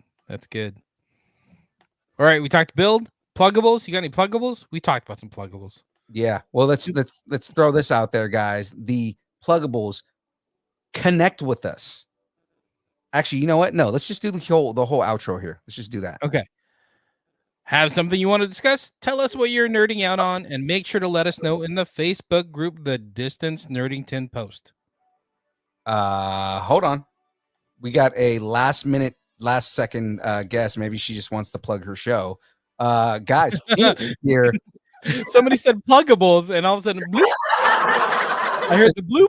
We said pluggables. Is like, oh yeah. Let me hop on and talk about Mysterium Tremendum. Let's do that. Yeah. Yeah, go ahead, plug it. That's all we do. Oh no. Like, You gotta plug it. I Uh-oh. hear nothing. We lost her. Oh, mute. She got muted. oh no. Did it go? There Did you go. it She's back. work? She's back. She's back. Okay. All right. I pushed the wrong button. Yeah, Mysterium Tremendum always. Actually, no, I just wanted to say hi, guys. Like, I haven't seen you in a very long time. It's been a while. There we Yeah. go. It's been a celebration ago that we've seen you. I've gone kind of Hollywood. That's all. Yeah. Very definitely. Hollywood. Yeah. But 100. did you bring me back a diamond R2D2? I couldn't even get me a diamond RPG. So that means you got a small Grogu then, right? Yeah. Yeah, I wish. They had a lotto on the store, and I'm not that lucky, so Boo. I know. But I'm sure you had a great time I at did. celebration. It I looked did. amazing. Thank you for the photos. They were great. We Thanks got a for lot of posting them. people. Yeah. A lot of people were just like, those are some awesome photos. So it was awesome that you sent them over. I was this close to Filoni. I was this close. Yeah, no. Had a good time. I've missed you guys. No, you didn't. You did not. Oh, I did. No, I don't did. lie. Don't lie. Honestly, if I went, I wouldn't miss either one of you. How about that? Okay. And I've been 4 times, and I didn't miss either of you all 4 times that I went. I mean, I didn't know you back then, but that's fine. So, I mean, like, Yeah. last time you went was what, 2016? Yeah, 2015. 2015? Yeah, we weren't friends yet. Yeah, exactly. That's what I'm saying. You weren't even a dad yet, were you? You weren't even a dad yet. No, I was not. No, I was not. Not yet. Not at that time. Yep. Now you have to take the mini ones with you. That's a lot of money. Yeah. But then he's got, 3 little Jedi running around whacking people with lightsabers. They're cute Jedi. You ready for this? I gotta pull a Jedi mind trick on Disneyland because 3 kids getting into the park is kind of expensive. So can my little ones pass for 2 years old? Like these girls are 2 years old. I need to do that when I get to the gate. The boys too. He's a big 2-year-old. Yeah. These 2 cute twins are. They will be free in the park. No spoilers, but were you guys upset that a Jedi mind trick wasn't used in today's episode? Yes. I was waiting for it. I'm again, no spoilers for anybody, but again, there was moments where I was like, he's gonna use a Jedi mind trick. He's gonna use Yeah. He didn't use a Jedi mind trick. What the hell? I know why. I know why. No, it's fine. But I mean, that's the whole thing is I was waiting for it. Again, I don't want to spoil anything at this. And plus we're trying to end the show. But I'm actually going to be talking about this with Ryan Permison tomorrow because we're going to break down 3 episodes of Kenobi. Nice. So, yeah. That's what we just talked about that. Is that we're probably going to do like half of Kenobi and then do part or something of Stranger Things. And then we're going to just kind of Frogger. We're going to leapfrog them and go from there. Exactly. So that's cool. Tell Ryan we said what's up. I will. Yeah. So, pluggables. I'm doing a show tomorrow. Follow me. And Mysterium Tremendum. Actually, we're on break. My co-host is busy. Put the things in the chat. Like, I will. Because I can't spell Mysterium Tremendium. So you have to put it in the chat. We're on break. It doesn't even matter. Okay.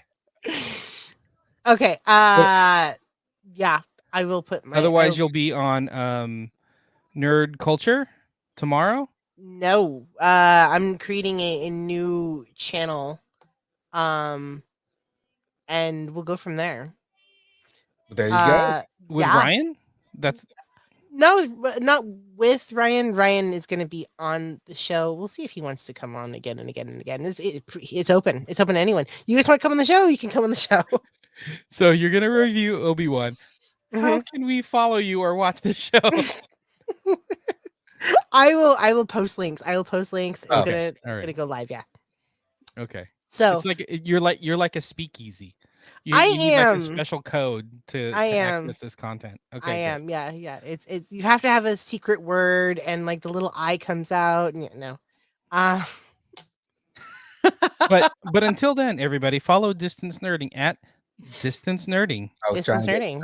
that. Guys, you can buy us a taco. Guys, join the taco party. All you have to do is go to distancenerding.com, hit that button right at the top. It says buy us a taco, and you can be like Julie, who just bought us 5 tacos. Hey. Yeah, right. So buy us tacos, guys. Connect with us at Instagram, Facebook, Twitter, Twitch, TikTok, YouTube. I said TikTok, YouTube. Real quick, we should explain tacos. We say tacos like buy us tacos, like food tacos, but like tacos are a way of saying like, hey, donate to the podcast. We say tacos. It could It's be a tip money. jar. It's really a tip jar. It's a buy me a coffee type thing. Because you guys should really post it once in a while. Yeah, it funds, the podcast. We have to drive to these different cons. We have to buy stickers and merch to keep everybody happy. It's like $90 now. It takes money to buy people's affection. So Yeah. support the podcast. Buy us a taco. Buy us a coffee.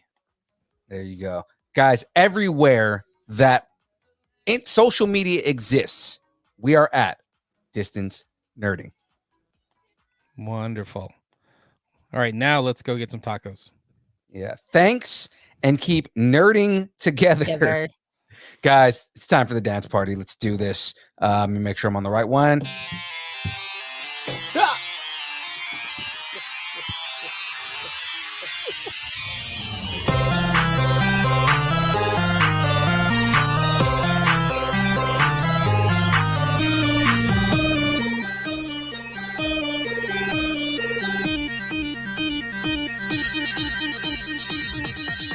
Distance nerding.